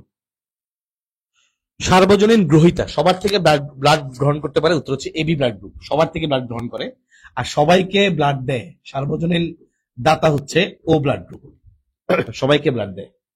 এবং আমরা যদি আরো স্পেসিফিক ভাবে বলি তাহলে ও নেগেটিভ, বুঝছো। আর সার্বজনীন গ্রহিতা আরো স্পেসিফিক ভাবে বললে এবি পজিটিভ, ঠিক আছে। আরো ডিপে গিয়ে বললে সেটা কেন তোমাদের একাডেমিক ক্লাসে আমি পড়াইছি, তুমি আরো ডিপে গিয়ে ইনশাল্লাহ বললে এবি পজিটিভ, মনে রাখবা। যে পজিটিভ রক্ত, সে পজিটিভ নেগেটিভ সবার থেকে রক্ত নিতে পারে, সমস্যা হয় না। আর যে নেগেটিভ, সে পজিটিভ নেগেটিভ সবাইকে দিতে পারে, ঠিক আছে। তো দেওয়ার সক্ষমতা আছে নেগেটিভের, বুঝতে পারছো। তাহলে সার্বজনীন দাতা হচ্ছে ও, আরো স্পেসিফিক ভাবে বললে ও নেগেটিভ। ওকে, ইনশাল্লাহ। কোন উদ্দীপনা এনিমোটেক্সিসকে প্রভাবিত করে, এটা উত্তরটা দেয়া নাই। এ নিউমো, নিউমো মানে বাতাস, তাহলে বায়ু প্রবাহ, উত্তর হচ্ছে এটার বায়ু প্রবাহ। অপশন গুলো এখানে আসে নাই, উত্তর হচ্ছে বায়ু প্রবাহ। এ নিউমো, নিউমো মানে বাতাস। এখানে এরকম অনেকগুলো টেক্সিস আছে। এই যে লাস্টের অধ্যায় প্রাণীর আচরণ, ওখান থেকে মূলত আমাদের এই প্রাণীর আচরণ অধ্যায় থেকে বেসিক্যালি আমাদের এই টেক্সিস গুলাই সবচেয়ে বেশি ইম্পর্টেন্ট। এই একটা টপিক মেইনলি 5 স্টার, বায়োগুলো মোটামুটি, কিন্তু এই একটা টেক্সিস যেগুলো আছে, এই টেক্সিস গুলাই মূলত ওই অধ্যায়ের 5 স্টার টপিক। যে কোনটা কোন দিকে চলে, কোনটা বাতাসের দিকে চলাকে কি বলে, ঋণাত্মক দিকে চলাকে কি বলে, সূর্যের দিকে যাওয়াকে কি বলে। এখানে বেসিক্যালি এই টেক্সিস পার্টটাই মূলত পরীক্ষায় আসে, ঠিক আছে। এখানে 5 স্টার হচ্ছে টেক্সিস। দেখো, মানব জীবনের ধারাবাহিকতা এই অধ্যায় থেকে কিন্তু মেডিকেলে গত 7 বছরের প্রশ্ন আসে নাই, কিন্তু তার মানে এই না যে এটা এবারও আসবে না, ইনশাল্লাহ আসতে পারে, ঠিক আছে, আসতে পারে, এবং এটা আসার সম্ভাবনা অনেক বেশ ভালো। এখান থেকে দেখো, তোমাকে আমি কিছু কথা বলে দিই। এখানে মনে রাখবে একটা চার্ট আছে, একটা খুব সুন্দর একটা বক্স আছে, যে কোনটা থেকে কোন স্তর থেকে কি পাওয়া গেছে। যেমন অ্যাক্টোডার্ম থেকে কি কি তৈরি হয়েছে, অ্যান্ডোডার্ম থেকে কি কি তৈরি হয়েছে, মেসোডার্ম থেকে কি তৈরি হয়েছে, এরকম একটা বক্স আছে। এই বক্সটা ওই অধ্যায়ের জন্য 5 স্টার। একই সাথে কোন কোষটা থেকে টেস্টোস্টেরন তৈরি হয়, কোনটা থেকে শুক্রাণু তৈরি হয়, কোনটা থেকে কোন কোষ থেকে তোমার ইস্ট্রোজেন তৈরি হয়, এই জাতীয় মেইন গ্রস টপিক গুলো এই অধ্যায় থেকে ইম্পর্টেন্ট। এটাও শর্টের বাইরের অধ্যায়, ইনশাল্লাহ এটাও তোমাদেরকে আমরা বেশ ভালো করে পড়াবো। তো তোমরা সবাই যে যে বেচের আসো, 24 ব্যাচের সেকেন্ড টাইমার হও, 25 ব্যাচের ফার্স্ট টাইমার হও, 26 ব্যাচের প্রি মেডিকেল স্টুডেন্ট হও, যেই হও, তোমরা সবগুলো কোর্সের লিঙ্ক আমি ইনশাল্লাহ ক্যাপশনে দিয়ে দিব, এই পিডিএফটা সহ। আজকে ক্লাসটা কেমন লাগছে, অ্যানালিসিস ক্লাসটা কেমন লাগছে সবাই জানাই দিও। I am so tired right now, and it's almost 2 hour, 1 hour and 40 minutes I think. So একটা লম্বা সময় টানা পড়াই গেছি আমি। আশা করি আমাদের বেশ ভালো পরিমাণে এমসিকিউ আজকে প্র্যাকটিস হয়েছে, এবং গত 7 বছরের জুলজির সকল এমসিকিউ আমি আলহামদুলিল্লাহ প্র্যাকটিস করে দিছি। আশা করা যায় সকলগুলো চলে আসছে, যদি না টাইপে ভুল করে থাকে, যে একটু যদি বাদ দেয় আমি সরি, বাট বাদ দেওয়ার কথা না, সবগুলো চলে আসছে ইনশাল্লাহ। সো আমি আশা করছি ইনশাল্লাহ এই ক্লাসটা তোমাদের কাজে লাগবে। সবাই বুঝতে পারছো যে কি প্রশ্নগুলো আসে এবং এটা ধারণা পেয়ে গেছো। ইনশাল্লাহ যখন তুমি অধ্যায়গুলো পড়তে যাবা, তখন তোমার প্রত্যেকটা এমসিকিউ কাজে লাগবে, ঠিক আছে। তো সবাই অনেক ভালো থাকো, অনেক সুস্থ থাকো, এবং ডিএমসি একাডেমির সাথে ইনশাল্লাহ থাকো। তার আগে ডিএমসি কোর্সের মাধ্যমে তোমার মেডিকেল স্বপ্নযাত্রা আসলেই বাস্তবে রূপান্তর করো। সবাইকে অনেক অনেক শুভকামনা। আল্লাহ হাফিজ, আসসালামু আলাইকুম।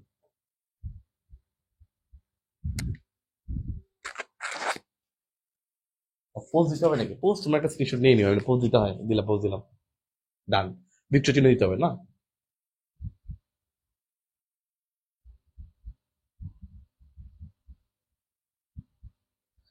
পোস্ট করার জন্য পোস্ট দিতে হয়, জন্য পোস্ট দিলাম। টাটা।